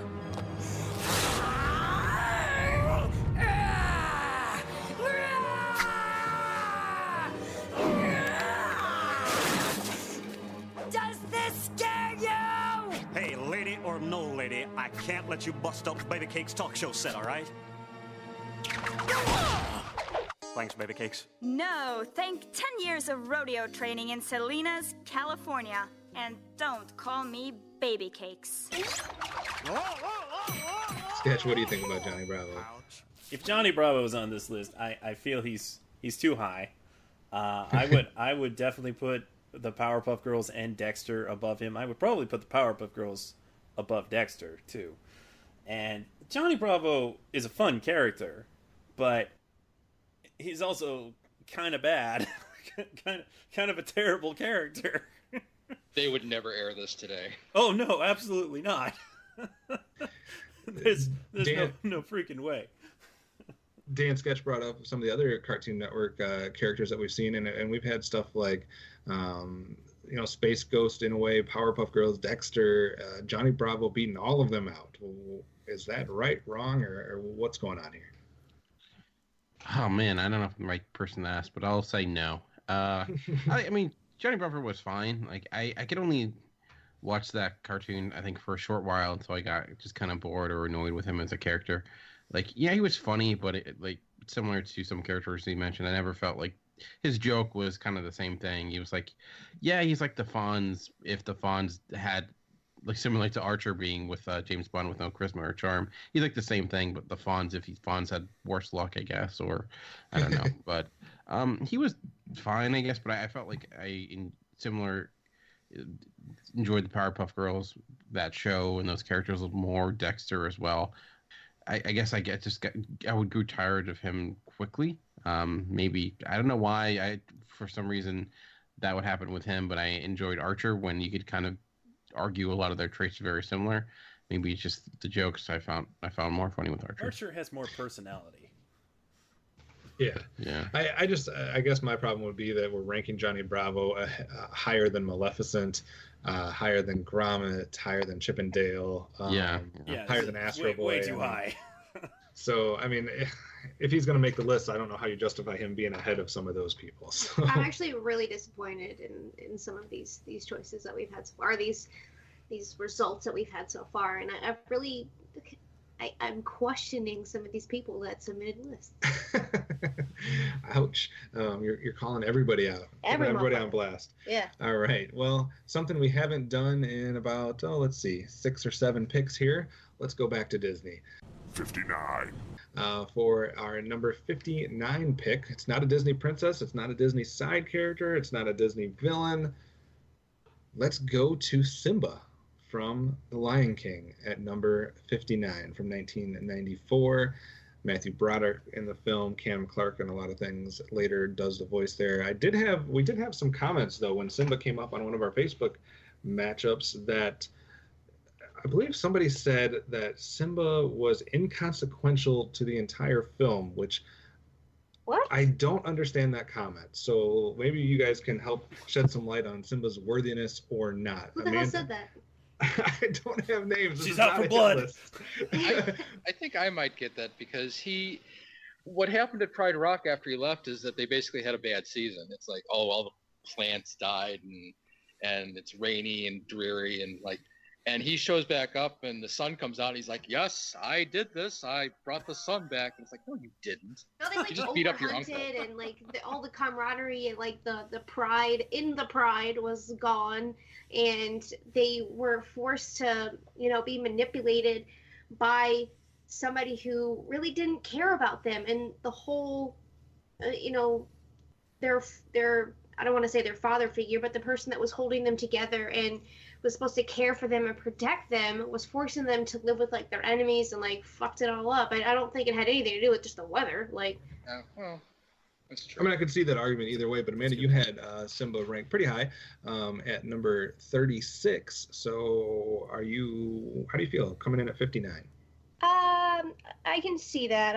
I'm not going to argue with the ranking here, but whoever said that, he was inconsequential to the story, I think you're dumb, because the whole story revolved around him, in his tragedy and him stepping up to his rightful spot and having to deal with choices that he made and kind of coming to terms with who he is and what he needs to do to protect the people that he's really responsible for. So I think that was the whole movie, dude. Yeah, I think it kind of depends on what perspective you look at the film and what you think the film's about, maybe to a certain extent. But I think it's also interesting, Dan, we have now, we've seen some Disney villains, we've seen some Disney princesses, we've seen some more, kind of side characters, even a side character from this film in Timon and Pumbaa already. But one of the first just main characters that's not necessarily a Disney princess. So does he rank high amongst that group of, if we're kind of doing like subcategories? Is that a thing that we should be looking at, and how does he rank amongst them? And he didn't make your list, so is he worthy of making the list overall? I guess when I looked at Lion King, I did want to rank some characters for Lion King, and I, like we mentioned, rank Timon and Pumbaa and I think a few others, but I wouldn't say he's inconsequential to the movie. I think, yeah, obviously there's elements to it, but he's not the most interesting character in the movie that he's in, but that's kind of purposeful in a way. Like it's his journey. He's developing. He's going through this. He's trying to be manipulated by. He's learning. So it is these characters that he's interacting with that are the ones that he is kind of growing relationships for. Because with that, I think you don't get Simba as the most. He's not, say, like Aladdin per se, who is, jumps out off the page from right away. So I guess if you're ranking him against other like male or Disney-centric characters that aren't princesses, I mean, there's not a huge amount to choose from. Thinking of like from Robin Hood. I guess I'm thinking of, you got like Pinocchio, Peter Pan, like you mentioned with Aladdin. Male protagonists. Yeah. I guess he's not one of the first ones that comes to my mind. I mean, Lion King is one of the first movies, but like I mentioned, I tend to gravitate towards other characters in that, but I think that's the product of the storytelling in a way. Like I do think he has great development as a character, and so he does have that going for him. I would say that he's deserving of the list. I probably would have put someone like Maleficent higher or some other characters higher, just because I feel as individual characters they're stronger. But I don't think this will be the last we'll see of Lion King. If would be my guess. So. Neil, you already talked about the inconsequential comment, but you didn't get to have a chance to talk about your overall thoughts on Simba in general. And like Dan's saying, if we see Simba here, should we expect to see more Lion King characters still coming up? I was about to say there better be more, but like the two that should have been higher have already been on the list. I was kind of riffing on the movie, but the character of Simba is kind of I don't know. He's kind of one of the more uninteresting character types, which is the hero, but that's a common thing anyway. Like a lot of hero characters are not really very interesting.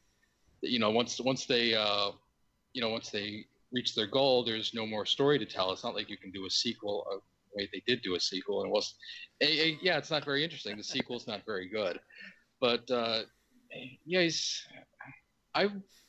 guess I just wouldn't put him on the list because I don't. He's just kind of a one-note character. Once you get him through his story, there's nothing else to do. He's just going to rule uneventfully because it's happily ever after. It's a problem with a lot of Disney movies is that they can't exist outside of themselves. You can't have like the ones that you want to go on are like Timon and Pumbaa, who rightfully had the cartoon and not Simba. Yeah. Sketch, talking about Timon and Pumbaa, do you think we got them in the right order or not? Simba about 10 spots higher. Not. Definitely not.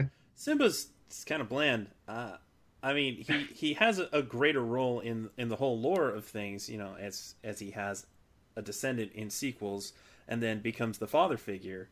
And you see that whole progression of the character, but he's still just kind of a bland hero who gets real sad because his daddy dies and thinks it's his fault and goes off on whatever and then comes back and is like, now I have to be responsible. Not that interesting. I think opens up the matrix of leadership. Heartfelt. I think it was super heartfelt, the journey that he had to go through, because he saw his father die. He was living with the guilt that it was him, and he had no support system until he found Timon and Pumbaa, and he couldn't even be with his own family. Like, how can you even put yourself in that mindset and then have to come back and realize that you have a responsibility and not just an obligation, something that you feel pride in and that you feel like you need to be worthy of? And he proves that he's worthy of that, and he really does step up. I think he has like a super big arc, and he's deserving of the love that he gets. And I think that this was a super huge movie for a lot of people and really iconic, and I think this would be a very incomplete list if he wasn't on it. Do you know who would agree with you, Amanda? JD, because they had this at their number one. Okay. So they had Simba at number 1 for in-session film. I will say before I give Sketch a second to jump back in that I do think he's one of the best singing voices of Disney history as far as the young boy singing voice was phenomenal for Simba. But Sketch, go ahead and finish your thoughts. What? No love for Matthew Broderick? Well, I mean, it wasn't quite. Or Cam Clark. There was actually 2 other people that did voices for his songs, but I think the one got cut. You can see that in the special features for the Blu-ray. So I mean, I don't have a problem with Simba being on the list. Should he be ahead of Timon and Pumbaa? I don't think so. He shouldn't be ahead of Maleficent and several other characters. But this list is getting kind of wonky. Maybe the most polarizing of the characters that have come up so far, back to back here with Johnny Bravo and Simba. We'll have to wait and see how people weigh in on those. But let's go back to another Looney Tunes character with our next pick. 58. And another Looney Tunes character that doesn't speak, really. So some people would pair them together, but we had them separated here. We have Roadrunner coming in at number 58. So another of the Looney Tunes characters. Dan, are we getting the order right so far? We've had Tweety Bird show up, then Wile E. Coyote, and now Roadrunner. I guess it's hard for me to separate Roadrunner and Wile E. Coyote. I don't, you can't really have one without the other.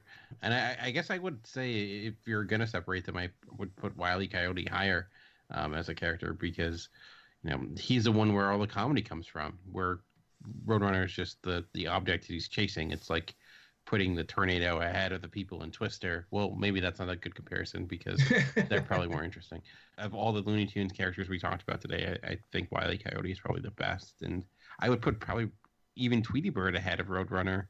But I think if I were lumping together, I would put the Roadrunner and Wile E. Coyote actually higher than they are right now. Neil, you had Tweety Bird at 75, Roadrunner at 65, and Wile E. Coyote at 15. So you definitely separated the 2 of them and had some space between them, some significant space. So what do you think about the order we're getting them so far, and why was Wile E. Coyote so substantially more of an interesting character to you than Roadrunner? Because the Roadrunner, again, this is a character that is just a one-note character. He doesn't really do anything. He just runs and occasionally stops for birdseed, and that's all he does. And all the jokes are with the Coyote. In fact, I can only think of one time that the Roadrunner ever had a joke, and it was Coyote falls off the cliff, holds up the sign, says something about the law of gravity, and the Roadrunner holds up his own sign and says I never studied law or something like that. It's the only joke he ever had, and otherwise he just doesn't do anything. I don't know what I was thinking. Maybe he shouldn't be higher than Tweety, but that's where I put him. Fair enough. Amanda, so far, none of the Looney Tunes characters that have made the top 100 have made your top 100. Just not a fan of Looney Tunes?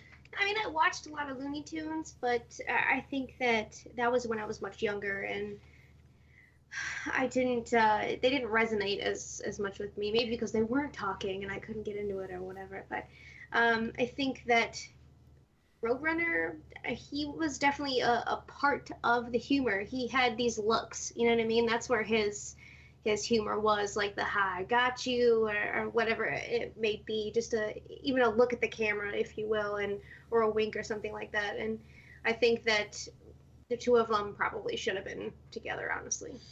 Sketch, you didn't have any of them ranked either. I know I already raked you over the coals for that, so I won't do that again. But we also, now this is another example of a non-speaking character. Are you surprised at how many of them are having some weight here? Because we had Roadrunner, Wile E. Coyote, Gromit, Snake Eyes.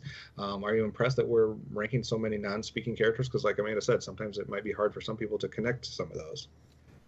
I guess I'm not too surprised. I mean, all these non-speaking characters have been fairly iconic and popular. So, and I'm sure that there is at least 1 or 2 more that could still make the list. The thing about Roadrunner, I do think Roadrunner has more personality than people give Roadrunner credit. There's, as Vandy said, there was looks that Roadrunner would give. You could kind of see what was going on in Roadrunner's head a lot of the time. And he was just a troll. He just liked messing with him. messing with Wiley. Sadistic.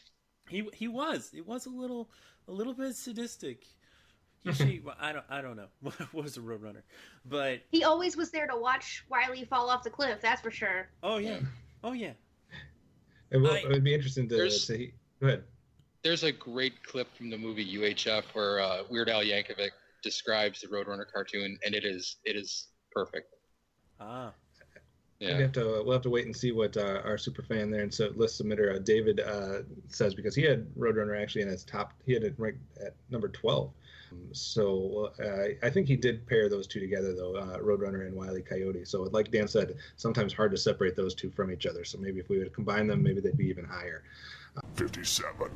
Going to our next pick, though, a world that we haven't seen too much from at all. Let's go to number 57, and we're going to go to the world of Dr. Seuss.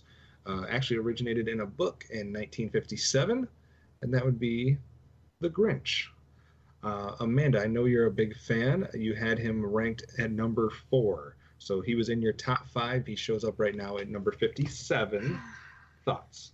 A little sad that somebody in my top 5 is falling already, but he was just a huge part of my childhood and something that I still look forward to seeing even now as an adult. And I think that his arc is one of the most dramatic that I have ever seen in animation. I'm going to say that.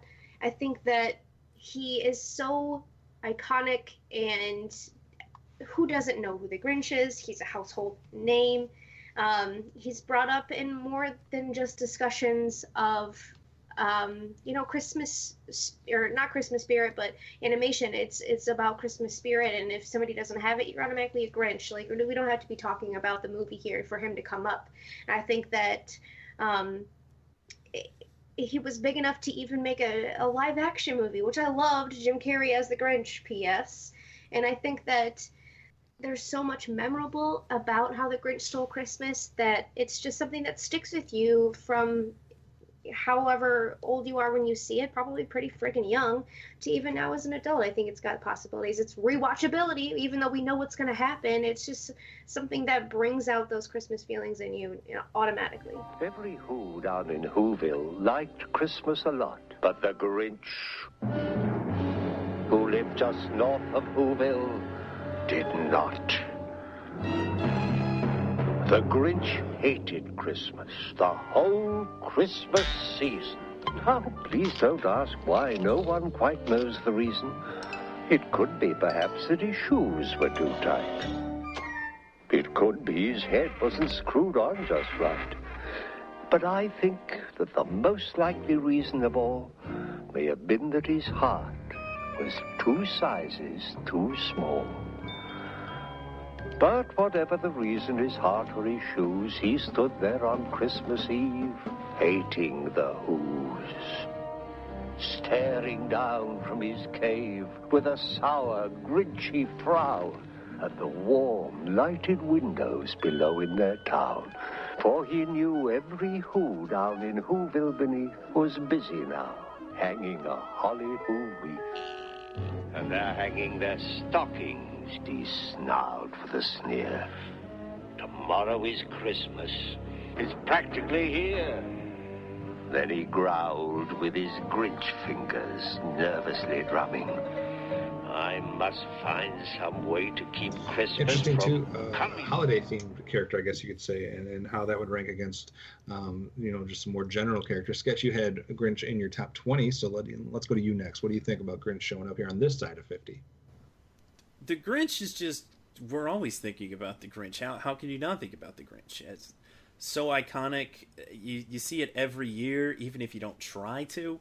It's the Grinch, man. And the whole story it's all about the Grinch. And as she said, the Grinch has a great character arc. He starts out as a Grinch. He's not such a nice guy. He thinks he should take everything away from everybody to, kind of get them to shut up. But he soon realizes that, it's better to, love and to share and to give.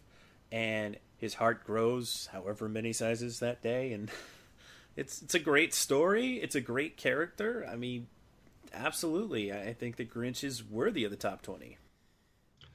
Neil, maybe we'll get some the other side of the coin here because you did not have the Grinch ranked. What do you think of his worthiness? Another blind spot for me. I guess it's just that when characters have a limited exposure, I mean, he's only in one cartoon ever. You know, it's the kind of thing where I just wasn't thinking of it. But I love the character, and I think Chuck Jones really transformed that character, even from the book. The book was fantastic. The cartoon really put a stamp on that character and made it something. Voiced by Boris Karloff, for Christ's sake. And I think it was Tim Burton who pointed out that when he gets the awful idea in his head, the smile that he has just keeps going and going. It just gets, it just gets to be a bigger and bigger, deliciously evil grin the longer it's on screen. It's amazing. Now, obviously, a lot of the Dr. Seuss characters have not all been animated, so to speak. I mean, we did have the very successful award-winning Cat in the Hat cartoon that's been playing in recent years that has featured some of the characters. But was this Dr. Seuss's one chance of getting into this countdown, Dan, with the Grinch? I would say so. There are some other Dr. Seuss films that are okay, like The Little Ranch is fine, Horton Hears Who is fine, but they don't even come close in comparison to just the longevity, iconicness of the Grinch, of course. I think if you're just looking at Dr. Seuss characters in general, he probably is the top one by far. It's just a lexicon word. It's just something that people use to describe a lot of things. So I think he's a part of Christmas as much as any other movie, cartoon, what have you. And obviously the book, but I think the film itself, or the whatever you want to call it, short TV movie or whatever, is probably the one thing at this point Dr. Seuss may be best known for. And I think it's actually probably overcome the popularity of the book and from the song, and it all works because of that character. And from the look to everything, I think he is certainly a great character for kids or adults. I think he just works, and it's kind of a simple concept that's well executed, which is, what Dr. Seuss became famous for. He just knows how to get something that sticks, and Grinch certainly has. All right. Dan, at the beginning you had mentioned that in your prediction for this episode that we might be seeing some Looney Tunes characters possibly today, and I think you had that somewhat pretty accurate here because we're going back to the Looney Tunes 56. Some may argue that he is more iconic than all the ones we've listed so far, yet only two of us actually had him showing up in our top 100. It originated in the 1935 short, and we're going with none other than Porky Pig at number 56. He's been in 43 different shows, movies, games, etc., etc. Obviously, original voice Mel Blanc and Bob Bergen later on, but Porky Pig, number 56. But Neil, you and I are the only ones that had Porky Pig listed. I had him at 61. You had him at 43. So I'll let you start here. Why is Porky Pig deserving amongst the Looney Tunes characters? Well, he's iconic. He was a first star. I think what may have hurt him is that he's not really funny on his own. He's just kind of this stuttering pig who if you see in the first few cartoons of his, they team up with Gabby Goat, and they weren't really that funny. Once they put him with Daffy, he became the greatest second banana of all time. Because, like the Roadrunner, he would just, he maybe wasn't as sadistic as the Roadrunner, but he kind of grinned whenever Daffy would get his comeuppance. And that's basically the essence of the character, is that he's just like this great secondary guy. Yeah, I can see that argument as well. Sketch, what do you think of Porky Pig? He's a very good sidekick character. I mean, they've tried to give him more of a protagonist role in certain shorts in more recent years and in other versions of the Looney Tunes, but he's always just kind of been a side character, and he works very well for that, but he also feels a little one note, but at the same time he's just kind of an average guy, which is maybe a reason why a lot of people don't think about him, despite being like the tagline for how many Looney Tunes shorts. But I have no problem with him being on the list. Maybe a little bit lower. Amanda, agree or disagree? Porky Pig deserving or not? I think he's iconic enough to be on this list. I don't have too much exposure with him, so I didn't rank him. I mean, I know who he is, I know what he looks like, I know what he sounds like. I know why he's popular. I think the most I remember of him, though, is like in Space Jam. So,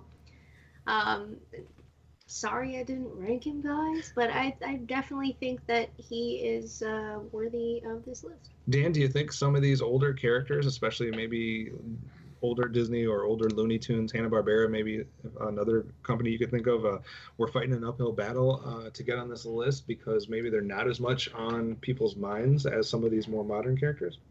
I think so, because I think when people think of Porky Pig, yeah, people know his That's All Folks, but honestly, for me, I have not a great deal of exposure to him beyond that, and which is a big reason I didn't necessarily rank him. When I was looking at Looney Tunes characters or Disney characters, and other ones came to my mind first, and I felt had presence was a little longer. Maybe that's an issue, an error on my end, not knowing his history. But I think when you're a part of such a huge thing like Looney Tunes, it's a crowded field. So, and you tend to, what have you done for me lately? And he hasn't, unfortunately, done a lot lately compared to even other Looney Tunes characters. So, and he is obviously on the list, but that's kind of why I didn't rank him. I just felt, for me personally, I enjoyed other Looney Tunes characters more. Yeah, I can definitely see that argument as well. I think he's more of an iconic character, so to speak, and maybe not as resonant or a connected character that really connects to people for emotionally or nostalgic wise. I think maybe reputation is his best card to play there. We haven't had a tie in a while, but we do have a tie here at our 54-55 spot. 55. So losing out on that tiebreaker. Interesting that they're all coming up in this episode because we've already seen two other characters from this medium, from this franchise, I guess. And we're going to go back to the world of Lion King for number 54. And this time we're going to go with a character named Mufasa. Obviously, most famously voiced by James Earl Jones. I guess the conversation now becomes, Lion King, 3 different representations, all coming in this episode so far. Maybe there will be more to come, who knows? And Mufasa outranking both Simba and Timon and Pumbaa. Amanda, what do you make of all this? So, a little weird that I guess anybody really from Lion King is at this stage in the game here. I would have think that they were a little bit higher. It's just really iconic and well known and loved by a lot of people and a lot of generations now. And I think that Mufasa being ahead of Simba, I can kind of see it, but I think Simba was more in the forefront, whereas Mufasa was more of the heart of the film. I can see that. Sketch, is it a symptom or a reveal here of maybe a bias amongst the list of fans of the movie of Lion King? Or are there other properties that we could maybe see, because this one's not coming from, this is not just like a, Looney Tunes or stuff like that. This is a specific franchise, and we've already seen 3 characters from that. What do you make of it? I'm a little surprised, to be honest. I'm not surprised to see Timon and Pumbaa, a bit less surprised to see Simba. Mufasa, I'm kind of scratching my head on.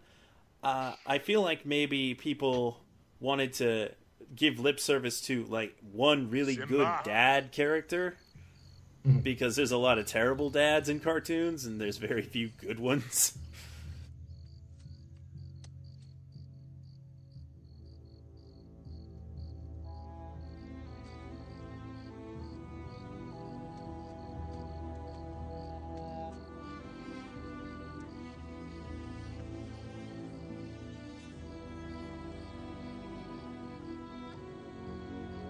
Simba, I'm very disappointed in you. I know. You could have been killed. You deliberately disobeyed me. And what's worse, you put Nala in danger. I was just trying to be brave like you. I'm only brave when I have to be. Simba, being brave doesn't mean you go looking for trouble. But you're not scared of anything. I was today. You were? Yes. I thought I might lose you. Guess even kings get scared, huh? Mm-hmm. But you know what? What? I think those hyenas were even scareder. 'Cause nobody messes with your dad. Come here, you. Oh, no! So that's interesting that you bring that up, though, because I could kind of see him making the list above some of the other characters that have been on the list. I don't know if I would necessarily say he's among the 100 best animated characters. There could be another Lion King character. They haven't gotten to the villain yet. I don't know. This list is getting kind of weird.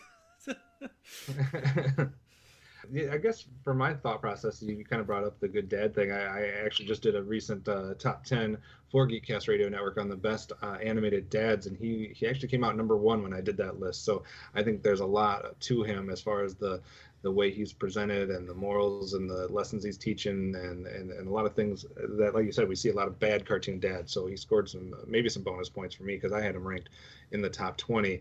Dan, what do you make of Mufasa being here ahead of Simba, ahead of Timon and Pumbaa? I mean, certainly when you think of characters that have a presence to them, Mufasa is up there. I mean, the entire goings-on of Lion King in a way is based upon him. You know, his death, his life, he is kind of that symbol that drives the movie in a lot of ways. And I think he certainly, you know, James Earl Jones's voice will do that for sure. And I think, like we mentioned, as a father character, he's one that has lived on and now memes everywhere, because like there's that Lion King meme that we see forever, and the life lessons that he gives. And yeah, his time is short.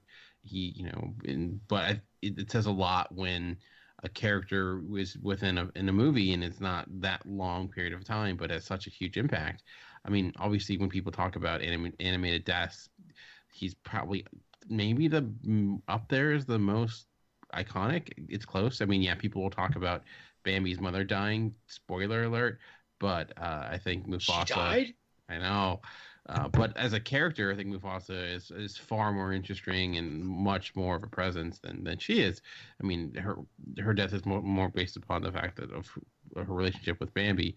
I think Mufasa certainly has an impact there. So yeah, it's hard though when you compare it to other characters that have much more development and things like that, and you see them evolve throughout the movie or throughout a cartoon series. So it's a challenge when you compare those. So I certainly think he belongs on this list more than Simba does. But I honestly think of all the characters we talked about, I don't know. I think because of their how they popped in other things, Timon and Pumbaa, to me, I think I would probably put the highest of all the Lion King movies, cartoon or characters we've talked about so far. Neil, I'll give you the final thoughts on Mufasa. What do you make of everything that's going on here with all the Lion King love?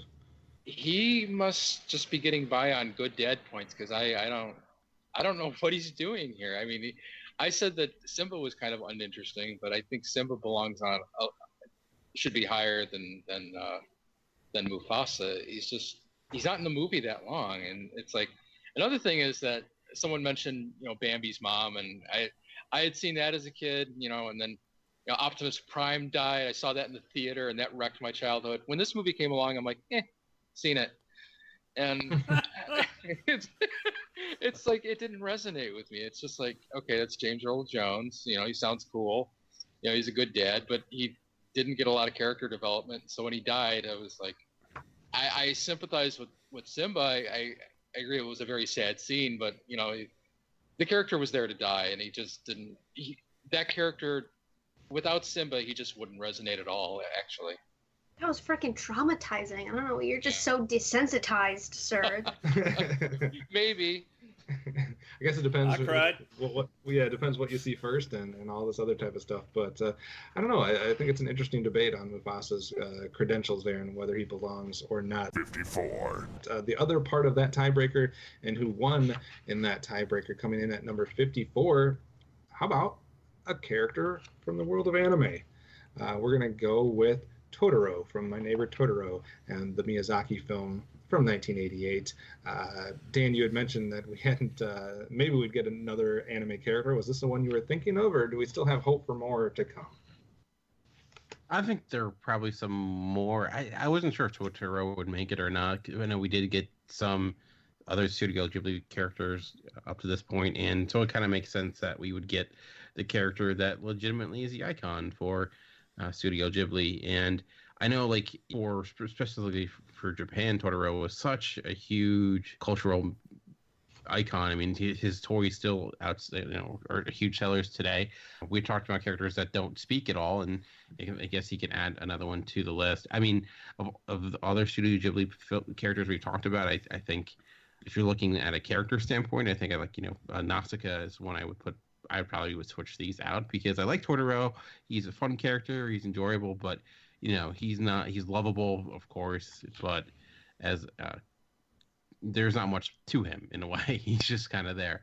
I guess if you're just looking at, cultural impact, he's huge. I mean, like, maybe not so much in this country, but in other countries. So. Yeah, you had it fairly close. You had it at 48, and it comes in at 54. I actually had this ranked in my top 15 just because, like you said, the cultural impact that I felt went along with him. Amanda, you've recently watched this film, as we did for the Miyazaki Spotlight. What do you think of Totoro coming up on right around the halfway mark? I don't understand why he's so high, but maybe that's just because I haven't had much exposure to him until lately. And I feel like I'm seeing him a lot more places now, like driving through a town near us, Cherry Valley. They have a scarecrow kind of contest thing where businesses around the area put up scarecrows, and they call it like Scarecrows on Parade or something. And there's like a giant Totoro that's one of the scarecrows, and I'm like, I would never have known what this lumpy cat thing was before this year. But I mean, I think the film in itself is really good, and I think Totoro is interesting, but just because we don't really get much about him yet. So maybe if there wasn't this cultural barrier, I would understand why he's so high. But yeah, I think that he's definitely worthy of being on some list because he is so iconic. Sketch, we had a handful of anime characters last time with a character from Akira, from Princess Mononoke. We had Astro Boy. We had Nausicaa, like Dan mentioned. This is the first one we've had today with Totoro. What do you think? How does he deserve to be that much higher than those other characters I just mentioned? I don't think he should be higher than those other characters, much less that much higher. I don't know how Astro Boy is so low in comparison. And also, I feel like Nausicaa is the best of the Ghibli characters as a character. Totoro is more iconic, so I can kind of understand with the way we're structuring this list that he would be higher than her, but I don't quite like it. I think Totoro should be on the top 100. Not quite this high. He is iconic, but as a character, he's pretty lacking. And I never liked him that much. All right, fair enough. Neil, any thoughts on Totoro? Well, I have a few anime characters on my list, and he's not on mine. Okay. I've seen the movie. I think he's a good character. He's obviously a very iconic character. He was in Toy Story 3, for Christ's sake. But, the movie is just, I don't know, it's typically Studio Ghibli, and I think that, I don't know, something about Studio Ghibli movies, they kind of feel like someone, kind of shaking a puppy in your face. It's like, oh, it's really cute, but, it's kind of, okay, it gets old. And I like the character. He's kind of this big owl cat-looking thing, and he's cuddly, but he's also a little bit scary. Because it's like there's this big thing that could crush you. He's a bit scary. But he loves you. It's like dating Kevin. Oh, thanks for that. He's like 8 feet taller than me. Interesting though. Yeah, interesting though. Almost everybody that ranked him did rank him in the top 50. All but one person that put him on their list had him in the top 50. So I kind of wish Matt was here because I think he would have had some more awesome stuff to say about Totoro. I'm sure he has a lot more character detail that he could go into with Totoro. We'll have to get his thoughts on a future time. But only 3 spots remain for today on this side of the 50 mark. So let's get to one of those spots. 53. At number 53. back to Looney Tunes. And this time, we'll go a little bit different here. I guess you could say a villain character, and that is Marvin the Martian.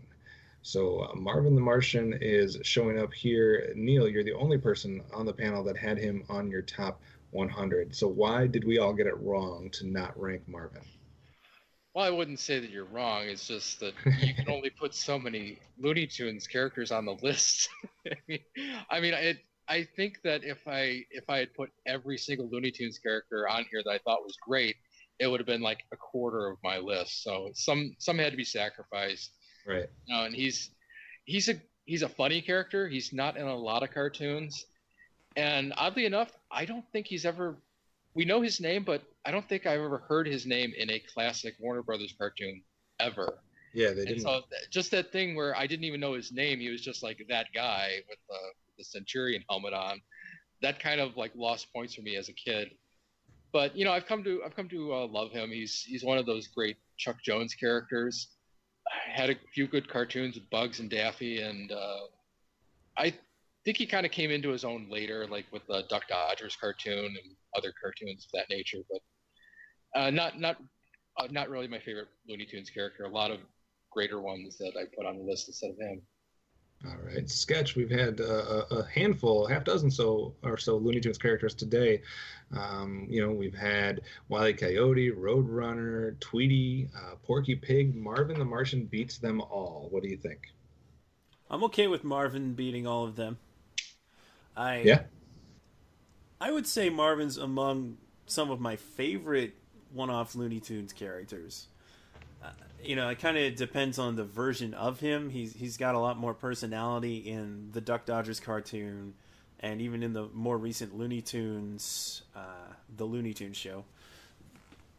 But I didn't put him on my list because, like you said, there's so many Looney Tunes, and there's so many other characters from like Hanna-Barbera, Disney, and all of those. So it's just kind of hard to squeeze Marvin on there, but I'm okay with him being here, and I'm also okay with him being that high among the other Looney Tunes characters. But naturally, he falls behind. I would figure he would fall behind quite a few others. Speaking of that, Dan, just based on the group that's been mentioned today that I already read off all the names, obviously we didn't have any in the first episode, really, classic Looney Tunes characters, but based on the ones mentioned today, what does that say about the list going forward? And should we expect, like Neil was saying, he could have listed 25 Looney Tunes characters. Are we going to see 25 more Looney Tunes characters in the top 50? I wouldn't say 25. It's hard because it's like Porky Pig and Marvin the Martian. They're kind of two different ends of the spectrum in a way. Like I wouldn't have mentioned with Porky Pig. Like I said, I feel like what have you done with me lately? Not as I feel like he moved away from being a centerpiece. I felt like with Marvin the Martian, he still is in a lot of ways. Like you still see him pop up here and there. As mentioned, he was in Space Jam as the referee. So there you go. I know way too much about that movie.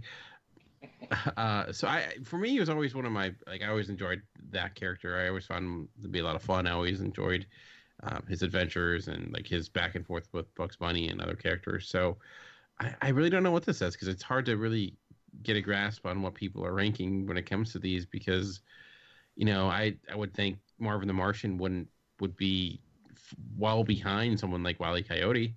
So I don't know.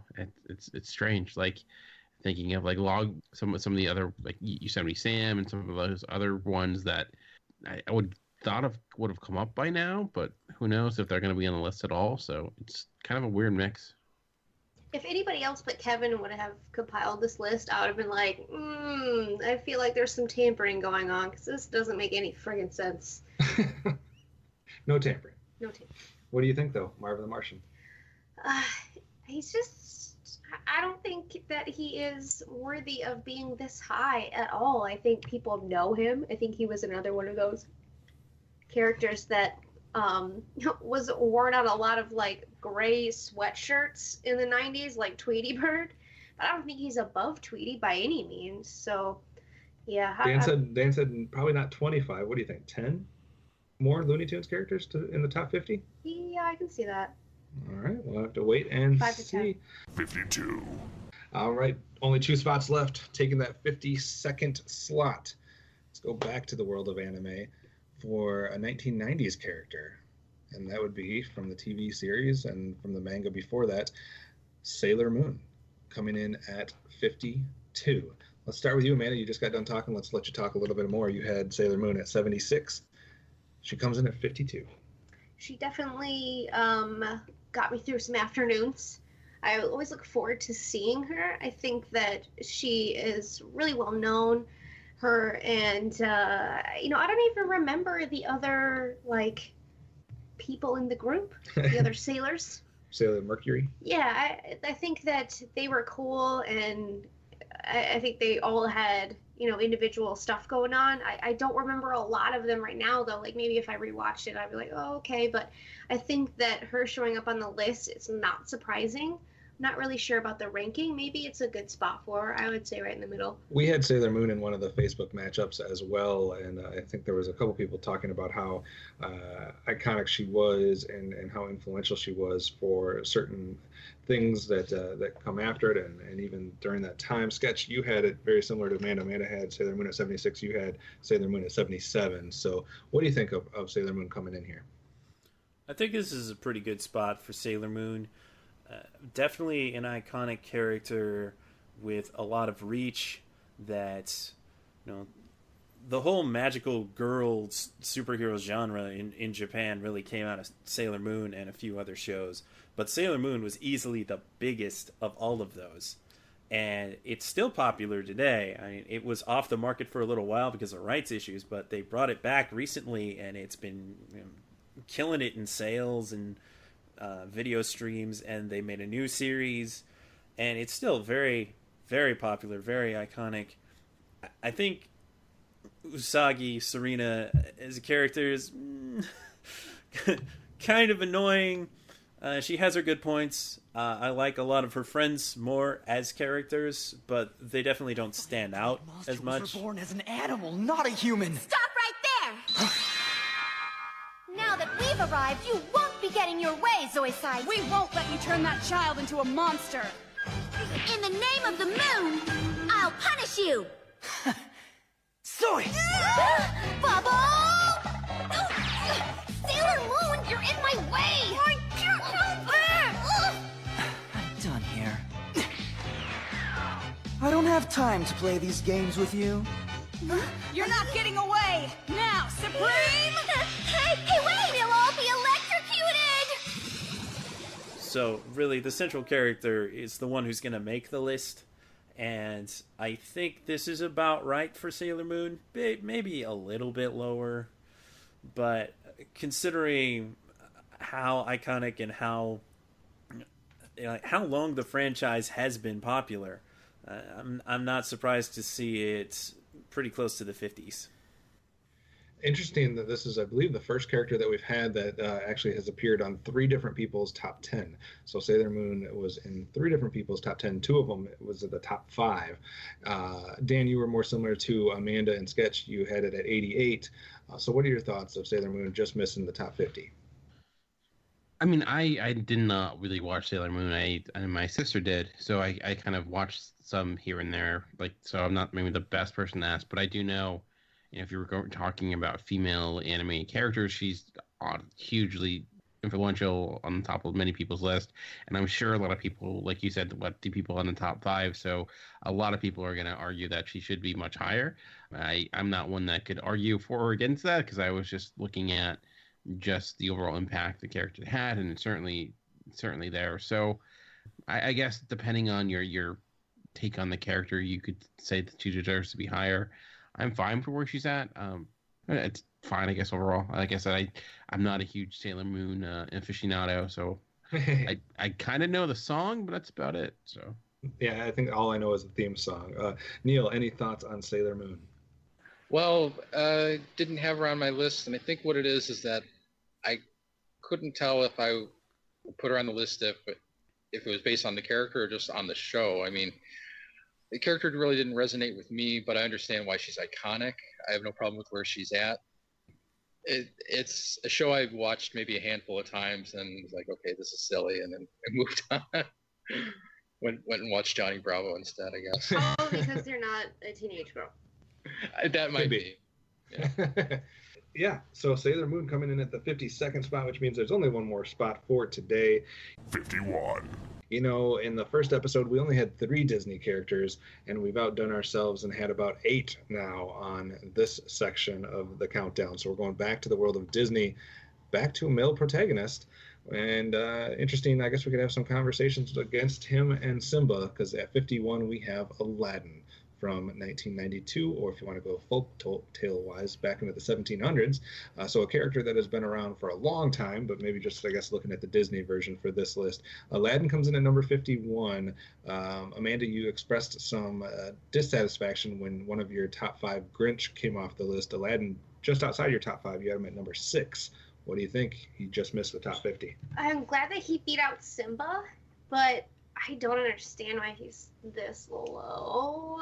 I think that he was really fun and had a lot of, I don't want to say potential. He had like a lot of juice, like a lot of spunk. Like he had that thing that we all wanted, and he like had confidence. He had drive, and I think it made him a really relatable character too. Like he was just a regular guy, like we brought up before, and like in the words of the great Drizzy Drake, started from the bottom, now we're here. I mean, definition of that, if you want to get down to it. And I think his movie had a ton of really awesome supporting cast. So we'll see if some of those other side characters beat out the main character here. Interesting. Yeah, we will have to wait and see on that. Sketch, what do you think of Aladdin beating out Simba and some of the other Disney characters that we've talked about so far? I'm okay with Aladdin beating out probably all of them except Maleficent. Right. Aladdin's a great character. He's got a lot of charisma, personality. He's entertaining by himself, and he's also entertaining when playing off of other characters. And he's an underdog, and we can all kind of appreciate that, you know. So I think he's got a good arc. He's a good enough character by himself, and he's a protagonist that you want to root for, even though he occasionally does things that you probably shouldn't be proud of. I didn't even care that he was stealing bread and shit. Like, I wasn't even phased by that. Hey, man, guys gotta eat. Right. He gave those other orphans some bread, too. He's looking out. But, yeah. It was a melon, but, you know, semantics. Yeah. So yeah, I'm good with him making the list. Didn't really come to my mind, honestly, but I don't have a problem with it. Neil, too much Disney love for us on this episode, or what do you think with Aladdin coming in the last spot? Disney's not the problem. It's just that I think Aladdin is another one of those characters that kind of suffers from the Dudley Do-Right effect, which is he is the least interesting character in his own story. Like everyone else around him is goofy and funny and has all these great memorable lines, and he doesn't really. The genie is far more quotable than he is. I mean, he doesn't really have anything like really something you could put on a T-shirt. I would say he does win in the end. He's the one who. I wasn't sure if I should even bring that up, but yeah, I guess that's the one quotable line of his, which allegedly isn't what he said. I forget what the actual line is, but. It's like good teenagers take off your clothes or something like that is what it sounds like, but I don't know what the actual like verbiage is. Pretty sure that's not what it is. Yeah, he does beat Jafar in the end, which is great. You know, he's the one who tricks Jafar. It's not the genie who wins. The genie's just there to be the jokey character. Aladdin is the hero, and I think he is a better character than Simba, definitely. So I like that he's higher than Simba. Maybe other Disney characters should be higher. Maleficent, definitely. Dan, this might be one example where you and I both were able to keep our own personal bias somewhat off the list, because I know you're a big fan of Aladdin as a film. I'm a huge fan of Aladdin as a film, and neither one of us actually had Aladdin on the list. So why were you trying to keep personal bias off this list? Isn't this something like that's supposed to be a personal thing? I was trying to keep it in check as much as I possibly could. I'm not going to just put a bunch of stuff that I know everybody else likes. I'm going to put some shit on here that I like. Well, no, not about what everybody else likes, but about cultural impact, iconicness, and some things like that had to factor in, at least for me. Dan, what kept Aladdin off your list? I think, like mentioned, I think some of the other characters in the movie are overall more interesting, iconic, and colorful characters than Aladdin. It is his story, and I do think I would put him above Simba because I do feel like he's a bigger part of what's going on. He's far more charismatic. He draws you in, and I think he is much more part of the story, where Simba is just kind of things are happening around him. And like you mentioned, Aladdin's probably my all-time favorite Disney movie, but I didn't want to have 5,000 characters from Aladdin, and I felt like some other ones were a little bit higher. And where Aladdin, the characteristics of him, his animated form, are not all that different than his original concept, where the other animated characters are more brand new and certainly a lot more lively and become something completely different because of the animated film. So that's kind of why I went the other route with some of the other ones and ranked them compared to Aladdin. So. All right. Yeah, I think that must have been my process too, because I'm trying to figure out how I didn't have Aladdin listed somewhere, at least in the 90s maybe. But I just didn't have enough spots for him. I'm sure if we expanded this and we're doing 125 or 150, maybe he would have found a spot, but I just didn't have the slots for him, so he ended up being on the outside looking in. But here he makes it on the last spot of this side of 50. Real quick, just taking a look at the list and ask you guys a few questions and kind of get some closing thoughts on this set of 25. Obviously, one thing that I mentioned early on, that we only had 3 Disney in the first, and then we had 8 Disney this time. So definitely more Disney presence. Like Dan mentioned, more of a Looney Tunes presence. We had 0 in the first section and 5 in this section. I believe, Sketch, you mentioned something about the 90s possibly being a thing, and we had 9 or 10 90s characters, not just the Disney love from Aladdin and the 3 Lion King characters, but we also had the 3 Cartoon Network characters and some things like that. Other things to think about, female characters. We had a plethora at the beginning. We had 4 to almost start off the show, and then we only ended up with 6 total. So 6 total female characters. We had, 3 bad characters in Maleficent, Wile E. Coyote, and Marvin the Martian, if you want to count all of them as bad. Start with you, Amanda. What are your thoughts on this section of 25 here on this side of 50? What did you think? Surprises? Something you would boot out? Something that you were happy showed up? What do you think overall? I think I would definitely boot out Marvin the Martian.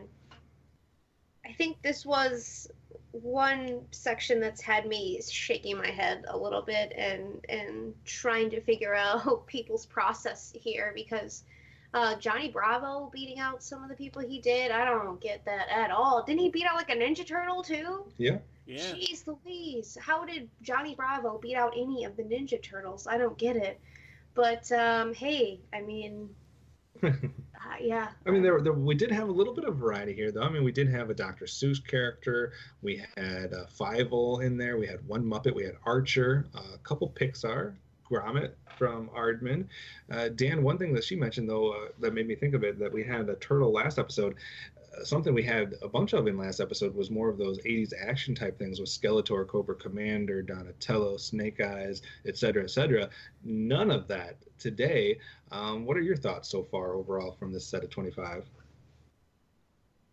It is weird, like interesting seeing the Disney characters that we did see, because they're I figured we would see some Disney characters, but some of the ones I didn't expect. I think like Mufasa and a few others. It's weird. It's hard to predict. And when I think that's kind of bound to happen when you have such an open field with characters like you do here. It's really hard to really narrow a lot down. So it's really a crapshoot in a lot of ways. So it makes me wonder. We talked about the 80s action. I'm sure there are a handful that we're going to see coming up, along with I'm really I think my biggest thing is surprised in how underrepresented something like the Looney Tunes are, and like I'll bring that up again, and maybe there are going to be like 30 in the top 50, but it's we'll see, I guess. Another thing that I wanted to bring up, Sketch, that I just thought of too, is how underrepresented this section was with the classic Hanna-Barbera or the whole countdown overall. Yes, we've gotten some of those kind of hybrids of the Hanna-Barbera / Cartoon Network that we talked about with the 90s characters, but outside of, because I think that's where Space Ghost must have been getting his love with last episode, as well as a couple of other characters, outside of Droopy and Dick Dastardly, we haven't had anything from classic Hanna-Barbera.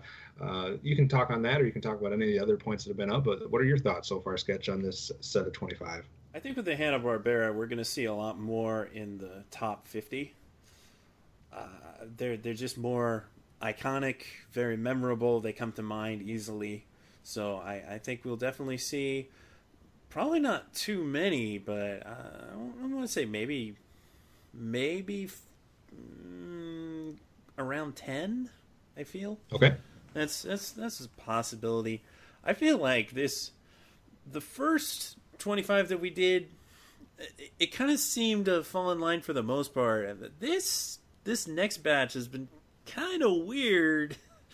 I think it really goes to show you how everybody does their lists very differently from each other, right? And factors in different things, and it's kind of hard to wrap your brain around some of these choices.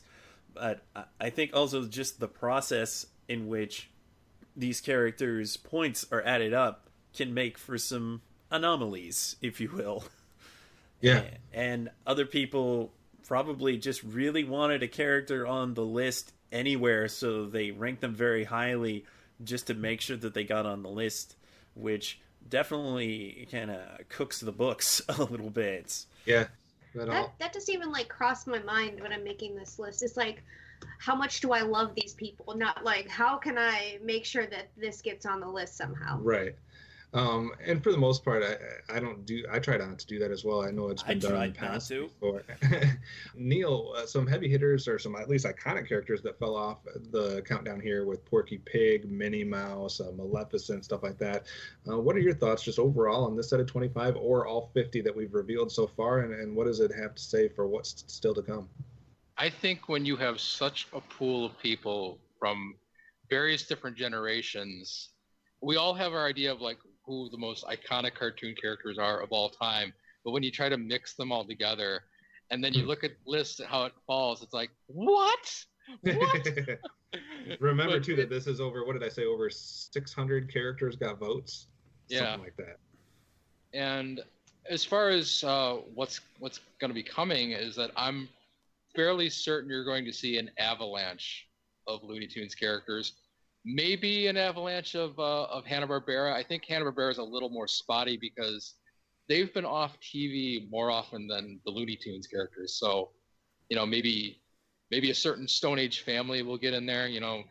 Had a very popular cereal for a number of years. Maybe they'll be up there. Maybe a certain bear and maybe a certain Great Dane, and maybe not much else because Hanna-Barbera has kind of a spotty nostalgia. I love all of them, but a lot of other people, they just kind of look at me like, who the hell is who the hell is Quick Draw McGraw? What the hell are you talking about? So, come on. Oh, I'm there. Yeah, I don't know if he's going to show up on the list, but I expect that a lot of the iconic ones will. Dan, we've had last question here before we wrap this up. We've got a couple different things pointed out that we may be seeing, maybe a cascade of Looney Tunes characters, maybe Hanna-Barbera, maybe Disney. Which of those three companies do you think reign supreme? And then a follow-up there, because it made me think of it when Neil was talking here of the Stone Age family. We've hardly seen any more primetime or adult, I guess, quote-unquote, cartoons or characters from those cartoons show up. Should we expect to see some of those as well? Well, I think, if anything, looking at what's come so far, my guess is Disney's going to reign supreme, especially if you count Pixar in that. If you have, some of the characters that we've had so far.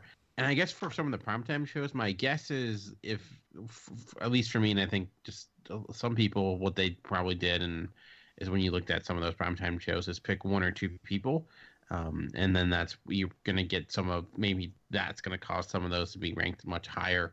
So I'm a little surprised by that because when we talked about, the top animated, when we did overall TV series last year, we did a lot of the, animated shows didn't make the cut. So I'm surprised we haven't really got, I guess if you want to count Archer in that, but beyond that's that. That's about the only one. I mean, Birdman and Space Ghost as well, but that's a kind of a different bag in a lot of ways. So yeah, no Family Guy, no Simpsons, no Futurama. That's kind of surprising a little bit. I hope that doesn't mean that we get 10 Family Guy characters in the top 15. I doubt that's going to happen, but we might see 1 or 2. My guess is we'll probably see 1 character from each of those shows, maybe 2, 3 at the most. But yeah, and no South Park characters. That's kind of crazy. So yeah. So we'll have to wait and see if that's a theme moving forward or not. But definitely give us your feedback so far on what you've been hearing and what your reactions are. We didn't talk too much about feedback because we're going to save all that for the wrap-up show. So we'll get a chance to give you guys some shout-outs for any comments that you make. Best way to do that is go to the website, and that is geekcastradio.com. Just find one of the episode posts. It'll be front and center, top 100 banner on the top of the site. You can click on, go to each of the episode posts. You can comment, and we'll definitely interact with you guys, reply, and then we'll probably give you guys a shout out in the wrap-up show. If you want to interact with us, you can also do that on Twitter. You can search out Geekcast Radio Network. You can search out Tooncast if you want to do it more for that audience, or Cinema Geeks if you want to go there. It's Cinema Geekcast is the Twitter handle for that one. Dan, what's your individual Twitter? I'm at MovieRevolt. Amanda, what's yours? At HardCandiMandi, Eyes No Wise. Sketch, how do people contact you on Twitter? At Sketch1984. And Neil? Neil Sama. All right, and I am at OptimusSolo. Please give us a shout out there. Tweet to us.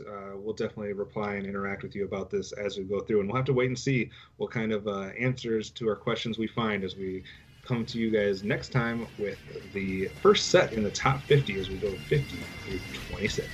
We'll see you then.